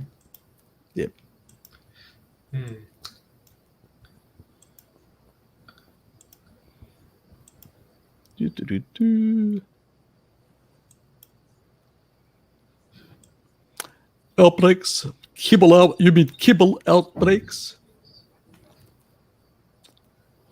Is that a new tea? Roy Boss Harry. Yeah, it is always the vegetables responsible for the outbreaks, though. Exactly. Yes. Listeria, E. coli, Salmonella, etc. Pretty much the things that they demonize raw milk for. There's always a recall on packaged leafy greens for exactly those things every other week. Yeah, that's right. You have to use their weapons against them. So that's should it. Jerry Bannon. Advocate for the tanks. Sorry about that. Yeah, you should advocate for the pasteurization of leafy greens. That's what I was going to say. They should only be eaten extremely well. It's true though. They should only be eaten steamed or boiled or fermented. Exactly. We should recommend they can't be eaten raw. You know, they should be banned because they are a health hazard. Why aren't they? You know, these raw foodies. No, go stick it. You know, if my milk's going to be pasteurized, your kale and all that's going to be cooked or steamed or basically pasteurized as well. It probably maybe even, you know, if it's actually powderized, you may even get some more nutrients out of it compared to the shit when it's raw. Anyway, but yes, that's definitely true when it comes to that. Look, meats never had the problem when they used to be pre-refrigeration. People used to salt meat. Not a problem back then. But nowadays, you know, it's in many cases, can be a problem here and there, the way it's handled, managed, and stuff like that. The majority is people, you know, haven't washed their hands properly and stuff like that, and then they're handling meats and not cooking them sufficiently on the outer surface, you know. Right. So and then feeding them to people with weak stomach acid. Exactly, as well, and that's true because our stomach acids are, as I always point out too, because a lot of the carnivores out there, I mean, even Bart, sometimes I have to remind him, you know, because they just say we're obligate carnivores, and I go, no, we're not. We're obligate scavenger carnivores, and that is the correct way of actually saying right. it. Because the problem is a lot of the carnivores out there have a bit of an aversion to both raw and to both fermented meats. They don't like them or animal products, and they tend to basically go for the, you know, fresh stuff and all that. And I go, well, you know, if you bring it down a mammoth and you actually slaughter a mammoth, you're going to be eating it over a couple of days. That's going to ferment unless you got low stomach acid. Just because you don't have low stomach acid because the species inappropriate things for a long time, and you find yourself in this difficulty, don't blame basically the food. Blame your dysregulated physiology that you have not corrected. Yep. Because a lot of people in the low carb and some people ex-carnivores or whatever, or semi-carnivores or whatever, that actually include other things in, they use that as an excuse. Oh, it's not really working and all that. And I go, well, have you fixed your underlying conditions?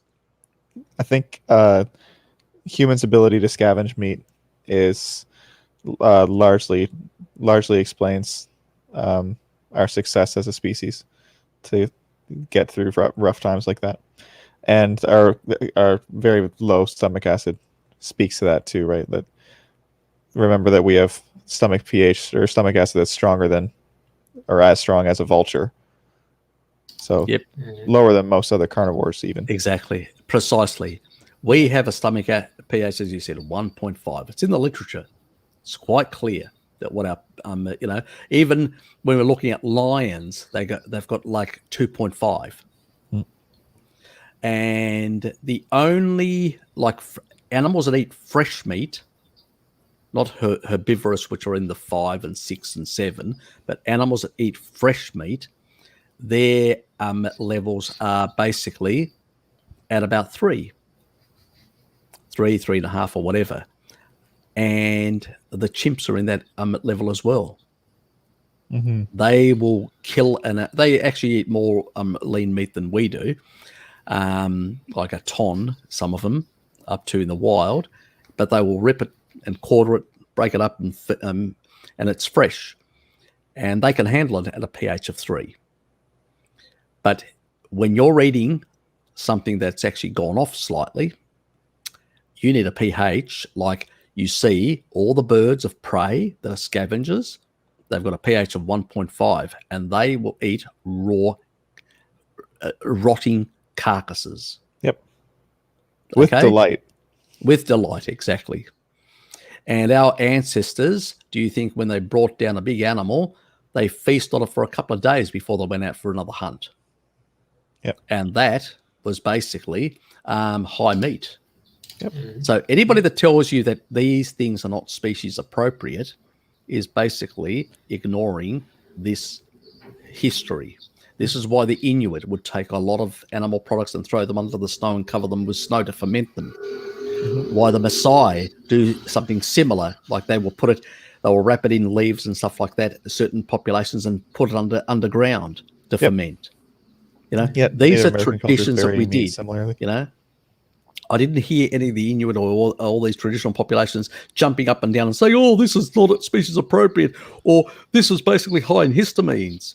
I mean, that the other tribal people would look at them and say, "You fucking on, what sort of drugs are you on? What did you smoke yesterday?" Because we are modern city slickers that are disconnected from the environment, disconnected from nature, disconnected from our food supply, so much that we actually sit around talking this sort of shit. This sort of bullshit, where I enjoy a bit of raw meat. I enjoy a bit of fermented meats and stuff like that, and cured stuff and stuff. Why? Because it has flavor. It's nice. I understand why my ancestors did as well. Once you get over the yucky, that sort of thing. I mean, I hear sometimes even people say, "Oh, I can't eat cheese. It's so yucky." Again, Jesus. For the same reason. I can drink milk, but I can't, because it's fermented. It's got a funny taste to it and whatever. What do you say? But that's the mentality that has, because we bastardized and destroyed the food supply so badly that now we've got this sort of stuff. Yeah, I would like to add something. One thing that surprised me is that learning that the disgust reaction that we have towards certain smells or certain things like rotten meat, it is not actually universal. It is actually learned. It is actually a learned behavior that you will absorb when you're like 3 years old or something like that, or even younger than that.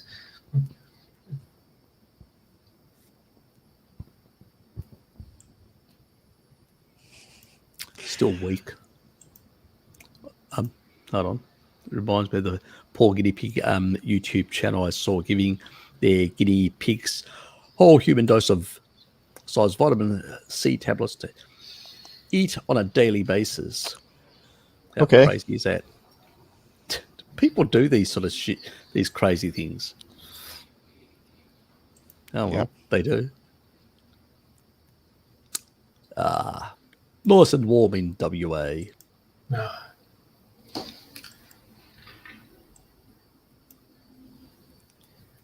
Well, Harry, it's 10:30 here, so I'm going to be going in the next 5 or 10 minutes. I think. Yeah, we're getting close to. I'll be winding up shortly, and then going out for a bit of a long walk.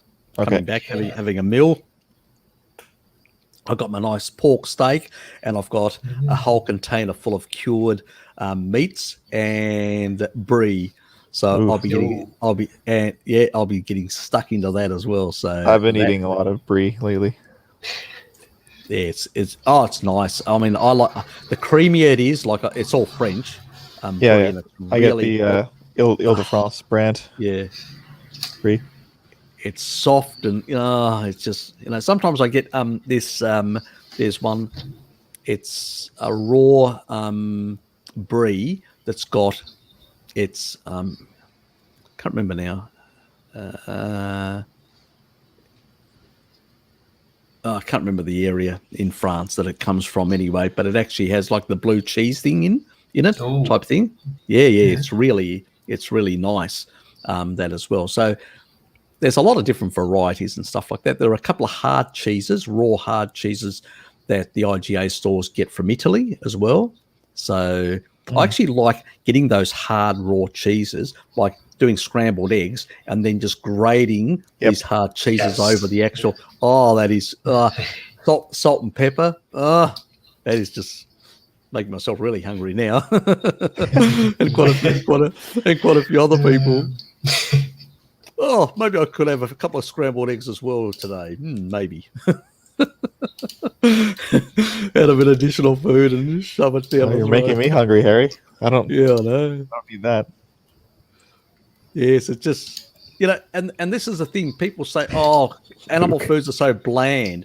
There's a lot of combinations you can do animal foods to really, really enjoy animal foods. Yeah. So No, that's true. Mm-hmm. Maybe that's what happened to Bowerbird. He went to Western Australia and T1 took him out. Had himself a bit of bird for once in his life.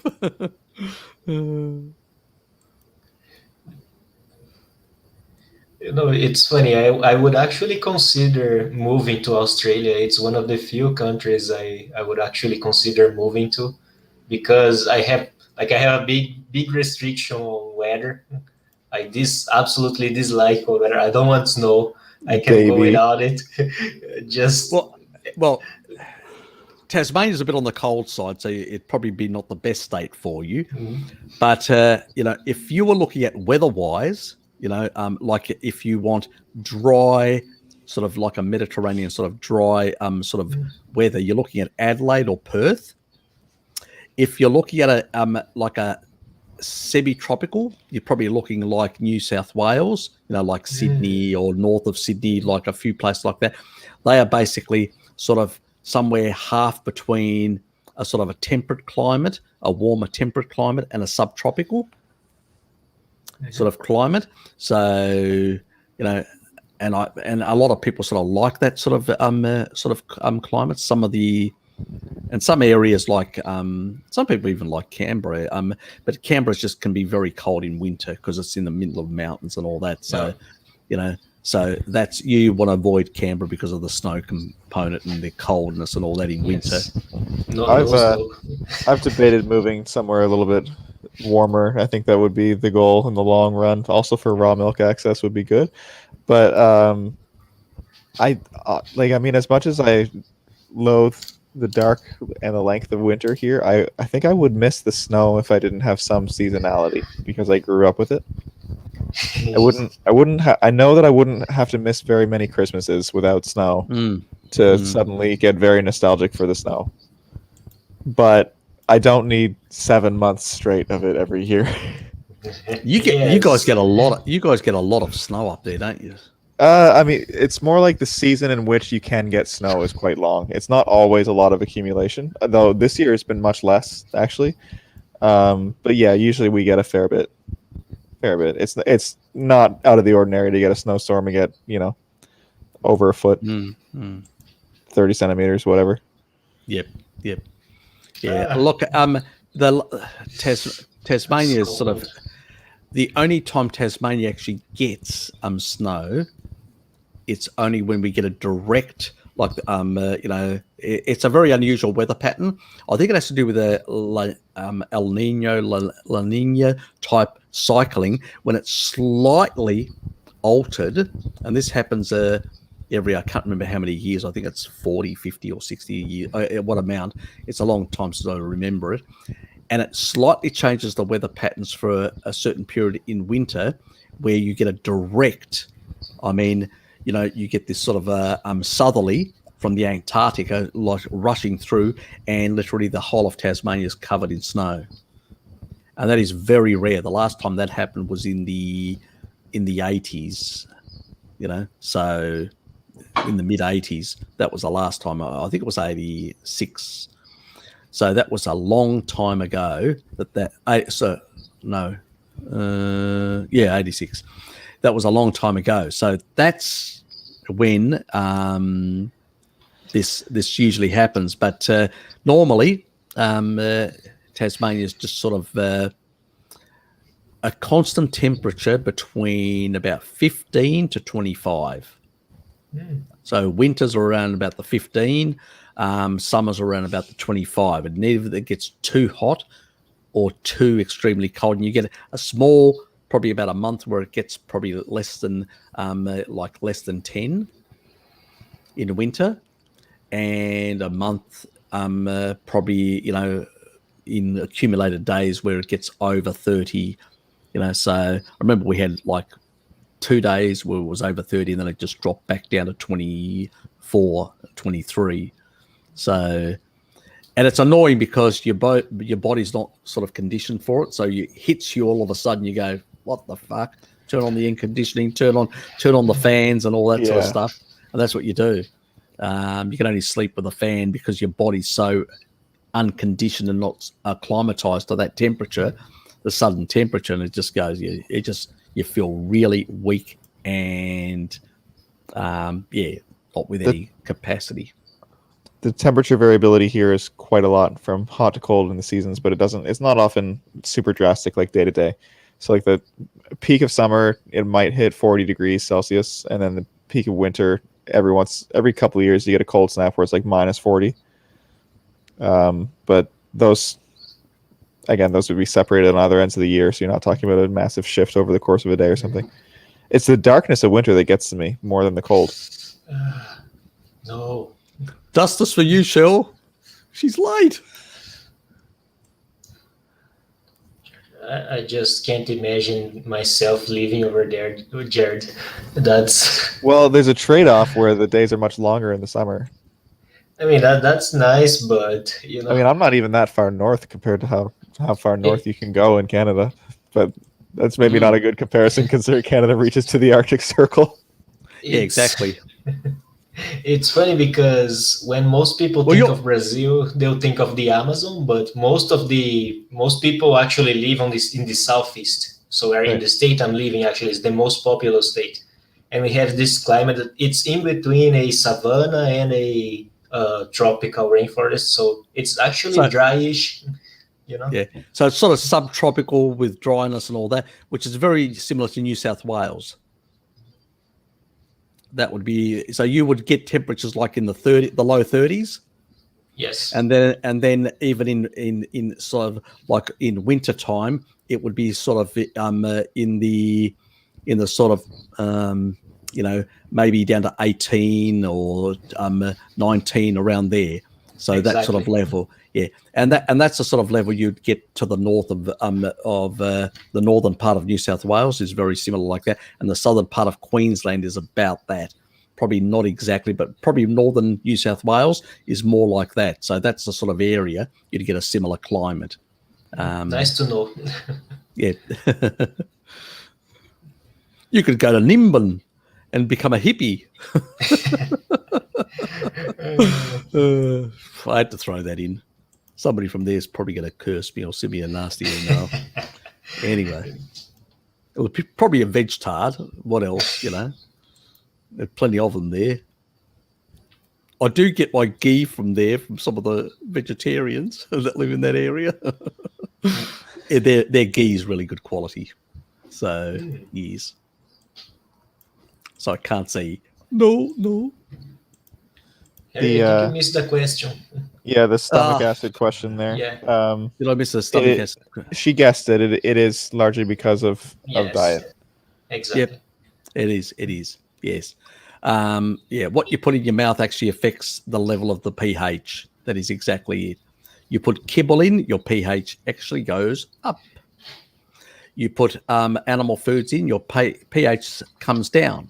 Sometimes if you've got a wrecked stomach because you've got the only time your body will not respond the way it's supposed to is when you've got a H. pylori or candida out of control. Mm-hmm. And a few other pathogens potentially, like SIBO. That's when it's not going to work. And that's where you need to take like hydrochloric acid, like a lot of, to try and cleanse, and also make sure that and potentially if you've got an issue with your gallbladder, you may not be cleansing. Remember, bile salts cleanse the small intestine right down to the ileum, where where your basically colon starts, and then they recycle from there back through. So you recycle nearly 90+%. So you don't need a lot of bile to basically be generated. But if you've basically got sluggish, or gallbladder issues or whatever, that needs to be resolved. Remember what we said about taurine helping clear all that up and emulsify the stuff and clear it out. Takes time, but it does work in the end.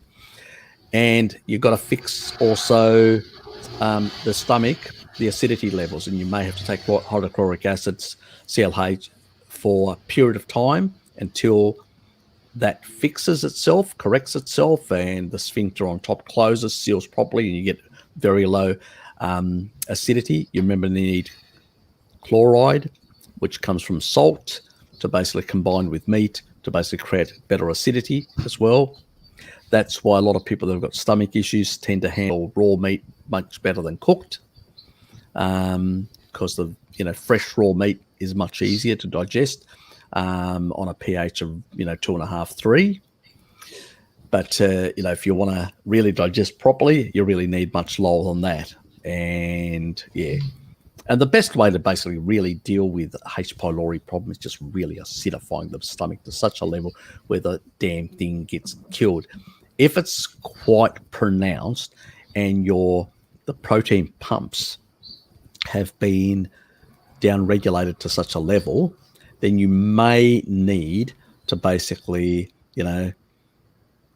some sort of antibiotic treatment to deal with that damn H. pylori. Eliminate it, then get on the HCl, increase, and salt, increase that, the B vitamins to restore your gut microbiome, and your D vitamins and all that. Sometimes you have to use the sort of standard of care as a short-term solution because it's a quicker thing. You go, I'm going to clear all this out. I know it's going to fuck my gut, but then I'll basically jump onto the B vitamins for 3 months, do this or restore that. The Ruteri, yes, it's an expensive option, but you know what? You're not chasing your tail. Where if you're trying to deal with H. pylori just by eating and the HCLs and all that, it's like a struggle. It's like a power struggle in your stomach. Who can win between H. pylori and your ability to, because it's suppressing all these pathways deliberately. It's a real bastard. It takes time.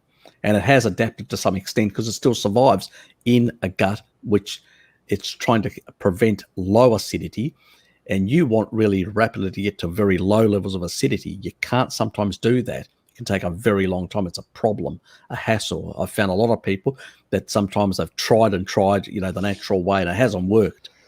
They've taken the antibiotics, they've eliminated H. pylori and brought the level of H. pylori very down, and then they can acidify to very good levels, and things seem to settle down after that. So, and then I always tell them, you got to take Ruteri to basically suppress the pathogenic ones from taking root, or Candida or anything like that. Do a Candida flush as well, and then get on your B vitamins and try and actually restore your gut microbiome back and vitamin D. So once that all comes back, then you get the homeostasis again. All is good in the world of the digestive tract.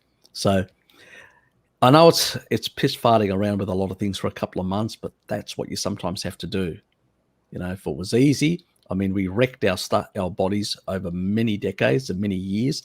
It's not, it's going to take a couple of months and a few things and being diligent about these things. It's just the unfortunate things, If life was that easy, we'd just take one tablet and everything would resolve, and you guys wouldn't be turning up to these live streams because you wouldn't need me. But it's not that easy.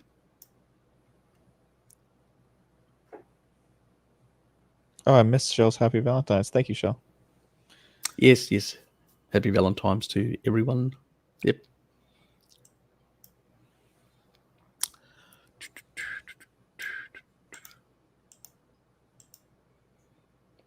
And we're about to see. I don't worry now because I actually have that. Remember, I've got the other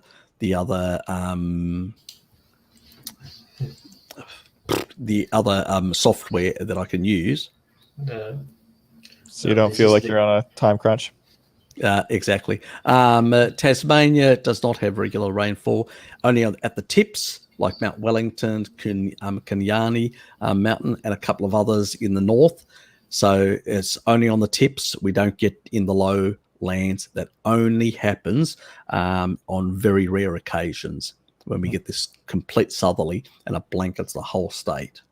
So you will get on Central Highlands. So this area, which is an elevated part of Tasmania, in the centre of Tasmania, which you will get snow, but it's not very thick snow. It's a bit here, a bit there, and it usually, once the sun comes out, it goes away very quickly. And I know that because I used to hunt in Hamilton and those areas. I've hunted Gretna, those sort of areas. So people know the areas that I'm talking about in Tasmania. So I know the areas quite well. So believe me, I didn't see a lot of snow, even in winter, even in those areas, which is the Central Highlands. You get a lot of frost on the ground and some snow in some areas, but nothing massive or anything like that in that regard. Anyway, we're pretty much winding it down. Excellent, thank you. You're welcome. And there'll be more stuff on a lot of this sort of stuff. I'm trying to hit a few points here, a bit clickbaity stuff as well. I'm trying to cover some points that people are interested in. And I will get on the sort of some of the better nice and stuff as well. So there's still a bit to do there on a number of these fronts. So it's it's sort of covering points that other people haven't covered or they've covered incorrectly. So, and I do a video and I try to research it thoroughly enough so it's like a definitive. I don't have to go back and revisit it unless there's absolute new science that emerges. Otherwise, I don't go back to things. I know that many others out there do that. They go over and over and they regurgitate every single thing over and over again. That's their style. Fine, whatever you want to do. My style is to basically really get to the crux of the, what the BS, what works and what doesn't work. And thank you, Bo, as well. I'm not interested in basically, what I eat in a day or what this does or that. I'll give you one definitive answer on certain things and then I'll cruise on. No, I won't basically regurgitate the same things over and over again, like a lot of people do. So I want to make sure that the content has some originality to it. I think it does. What do you guys think? I think it does. Yes, yep. I do so as well. I mean, that's one of the main reasons I'm here so often. Yeah, there's always a new twist to certain things, and there's many things because, as I say, if all these other YouTubers really had all the ultimate solutions and they were really applying the best science, probably there wouldn't be many YouTube channels that would be required. But the problem is people go from one to the other, to the other, to the other, trying to find the solution, the magic pill, the magic solution. And then they hit Harry and they get slapped down and they get the bad Uncle Harry that says, nah, you're doing it shit. Stop being an idiot. Stop being a child. I'm not giving you a pill. I'm giving you a lifestyle. And I'm actually explaining to you why these mechanisms and these pathways work the way they work. And if you ignore them, you will be worse for them. And, and people resonate with that because at the end of the day, they realized, this guy isn't sugarcoating anything. He's not selling supplements. He's not pushing that. He's just telling you exactly those mechanisms and what actually works and what are the potential based on the best research. And that's where my focus is. And also that's true. I try to keep it as digestible as possible for people because not everybody's a biochemist or a scientist or whatever. I may be a citizen scientist. That's how I consider myself. But at the end of the day, if I complicate it too much or use too much terminology, well, it's going to be a waste of time even turning up to listen to me. Yes. So I think it's important on that note to highlight the gulf that exists between simple and easy. Similar though they may be. Mm-hmm. Yes, exactly. There is too much confusing, and sometimes I listen to people on YouTube, and even in our community, and they'll say one thing, and then a couple of months later, without explaining why, they'll say something completely different on the same matter, and I'm going, you haven't explained why. I mean, be honest with the people that subscribe. Say, well, I had an incomplete understanding. It's like, well, my CD38 on boron or many other things that I say I've got, I've realized that I didn't really cover it properly the first time. And I'll explain why, where I was deficient the first time and what I've learned, because that's how science works. A citizen scientist is always researching and looking and trying to understand deeper how things operate. And so a mistake, or you could say not a completeness in what one may have said earlier, doesn't mean, that you don't know what you're talking about. It just means that you basically had an incomplete understanding of some subject matter. Now you've got a more better understanding and you bring it to the attention of people, and you're being honest enough to say, I miscalculated this or misunderstood this or whatever. That's just human nature. That's the problem we have, where we get entrenched attitudes on, in the scientific community, where people have taken an entrenched position and they won't budge, even though the best new science is slapping them in the face, is because they don't want to lose face. Their ego is too much, and they don't realize that you need to basically be honest with yourself first and with everyone else. Mm-hmm. And if somebody can't understand that, I think that most people that turn up here understand the scientific method. It's the old saying, it's one, science progresses one death at a time. What does that mean? Once those older academics are out of the way, new ones can actually think a bit differently. Yes, hegemony, the enemy of progress. It is. It's unfortunate that entrenched positions and entrenched dogmas and belief systems and the canonical beliefs within science sometimes can really hold back science for those sort of reasons. I'm not that sort of person. I'm an inquisitive, searching to understand. I don't consider myself an expert. I consider myself a student. And when I die, the biggest disappointment that I'll have in life, my biggest disappointment is that I will still be, compared to the knowledge that exists in this universe, I will still just be a bit above a moron. I will have very little knowledge at the end of my life, that so much I would have not understood. Mm-hmm. That is the only disappointing thing for me. It's not what I know, it's how little I know and how much more I would like to know. And my biggest disappointment in life, and the thing that saddens me the most, is I will never get the opportunity to live long enough to understand more. You've got to be honest with yourself. You've got to be honest with, that reality, that, the sort of, that is what humans are. We are, we're a creature that basically, we're not even in civil, we look at Star Trek, all these futuristic potentials or whatever of technology and all that. Our understanding is so damn limited.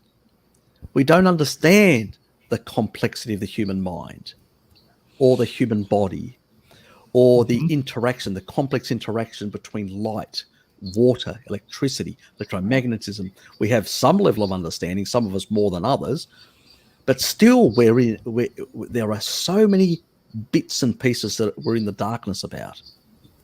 And this is where I get upset with a lot of people, both in the carnivore community, in the Jack Cruz world or whatever, all these, where people start taking an entrenched position. They think, I know now. No, you don't. You think you do, but you don't. You have a certain level of understanding of reality, but it's still way below where it could potentially be. And what you should be is disappointed that you'll never live long enough to actually realize more than what you know. But, sorry to be a bit depressing, but a person that seeks knowledge like myself, basically, I just want more. I'm not interested in money or anything like that. Knowledge for me is far more valuable. I lust for knowledge rather than anything else. I know it sounds weird and strange for some people, but that's me. Always has been from a young age. I can relate. Yeah, I don't think it's depressing to say those things. I think it's look, you know what I mean. I don't feel depressed or anything like that. I just, I wish I knew more. I wish basically some alien could drop down and actually upload some more information, stuff that I'm, I just feel that I'm missing out. Oh yeah, it's probably very good Greek word, epistemologia. An addict of epistemologia. Yes, very much of science. Yes, very much that would describe me, and in that regard. So Fapnato believes that it's about our works. To get esoteric about it. Yep. Look, and when I'm talking about, I'm not talking about dry, just knowledge in that regard, but actually a deep understanding. That means of, where a lot of people, it's easy to read a book, learn a whole lot of things, and just regurgitate it. That's that's what we think is knowledge, but it's not really knowledge. That's just data. Knowledge is basically being able to pull that data together. You see me sometimes how I nuance things, how I look at the relationships between things, how they're interacting and all that. That's what really, when you understand that deeper way of complexity, the way it works, that it operates, that's real knowledge. The rest of it's data to get to that sort of understanding, that deeper understanding, which is knowledge. Yeah, exactly. Life is a bit like that, but it's enjoyable. Unraveling that onion of life. Yeah. Anyway, guys, I got a bit too deep there, a bit carried away in my deep thoughts. But anyway, no, I enjoy it. Yes, it's always nice. I think you probably now know a bit more about the way Harry is. And now I think you understand a bit my erratic brain, the way it works. Yes, and why when I go on holidays I can't sit in the sun, because it's just not me. That just would bore me shitless. I need to either action things, or I'm either action or thinking about things. As my friend said yesterday, Sean, as we were walking, you can think about things in the sun. Just saying. Yeah, he said you're big. He said you live out in your mind, don't you, Harry? He said, you're one of those few people that just lives in his mind. And I said, you're probably right. Yeah, you're probably right. He knows me quite well. He's a brother. He's my brother. Him and Kim, so they know me pretty well, the way I think and operate and all that sort of stuff. But yeah, anyway, takes all sorts to make a world in that regard. And there are, look, I said other people, you guys can contribute in a whole lot of vast different ways, putting out the knowledge, promoting the species appropriate stuff.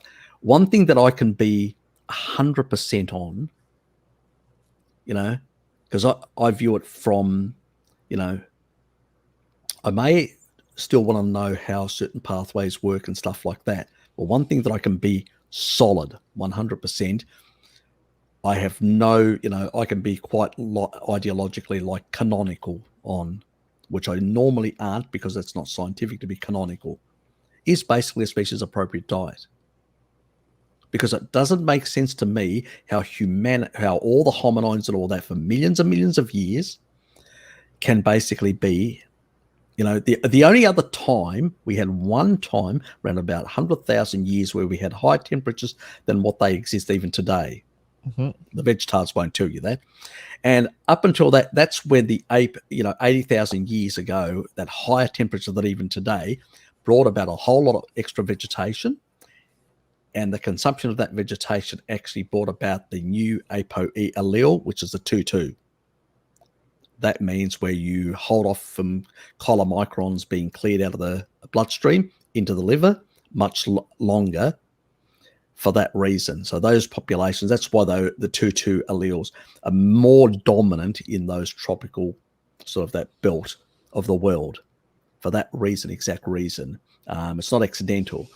But for the majority of that period of time, because it went up, really spiked up and then dropped quite a bit after that, about out to about 80,000 years ago, which is when this sort of expression happened. So it was, 60,000, and then at about 18,000 again, it started going up again the same time, which is basically when the oceans started increasing again their levels, and slowly, like in the Mediterranean, you had a lot of stuff coming in through the Bosphorus, because it was down to 100 meters. You look at the sort of stuff, but that's for another day to go into that stuff. That's this other Greek archaeologist and researcher and stuff like that talks about some of the mythology, how they came about, So he sort of views mythology as history, but unwritten history, because when you look at it, you look at some of the stuff, yes, it may have, it's a sort of a way, because remember, these people were tribal. They were people that were basically thinking about Mother Earth, and they're sort of a paganistic type, animist type belief systems, in some of their factors. So they would mythologize some of this sort of stuff. But, it shows sort of this continuity of certain ways and how those myths really, when you look at some of the behaviors and some of the things they do, and you look at what was happening environmentally, how it all connects, it's fascinating and stuff like that. I may have to do at some point some of this, because it's in Greek, so I have to translate it, some of this sort of stuff in archaeology as well, which you will find quite interesting. It's stuff that I wanted to do with Bart years ago, but I never got around doing it, which is sort of going through the early parts of the evolutionary tree millions of years ago and right through to the paleo period, and look at the climate, look at all these factors in more detail. It is something that I want to do. I know there are health concerns people have and other things that I'm prioritizing at the moment, but it's something that I do want to do possibly next year. I'll probably get more into that sort of stuff, because I find it so fascinating. And I think you guys will find it so fascinating as well. Small bits, and drabs of different periods as we move through a timeline. I think a lot of people will find that interesting. You never know, even this year I may throw a few things in there as well, a bit of stuff, which can be useful. But tying the biological changes that happen to our genetics with those environmental things is really important to sort of, so we can get our heads around this sort of stuff. So then we've got good argument points when people make shit up, to be able to argue on those points. So it's really important that this sort of relationship. So yeah, it's, I'm glad that I've got people that, that are following me that really like this sort of stuff.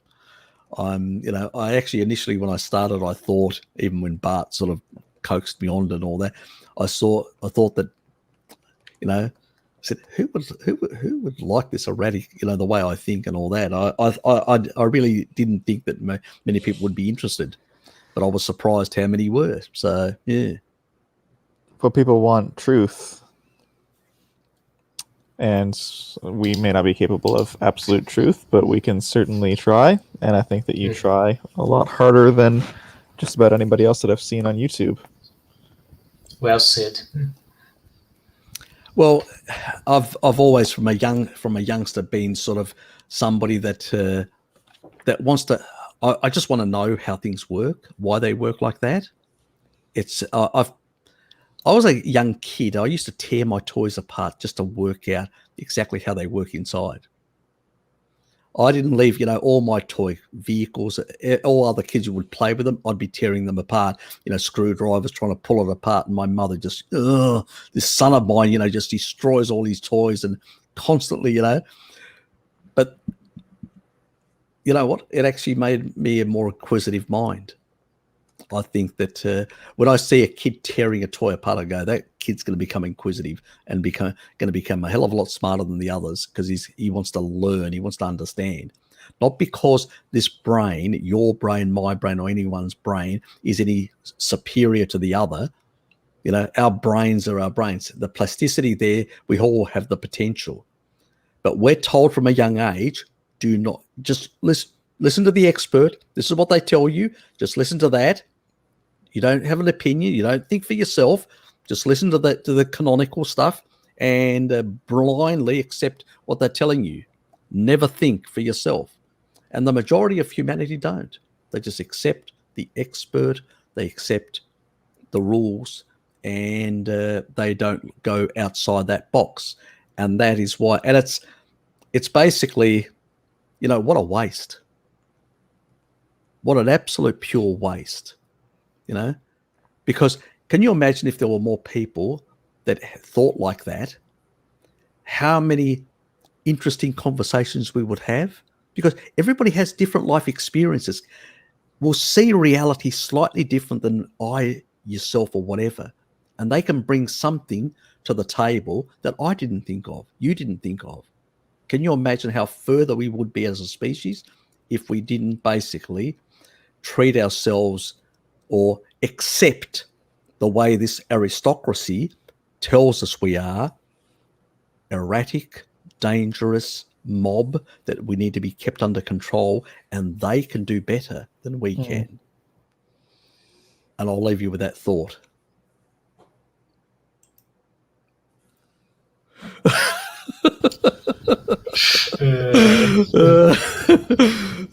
Blinky had to come up with a perfect one.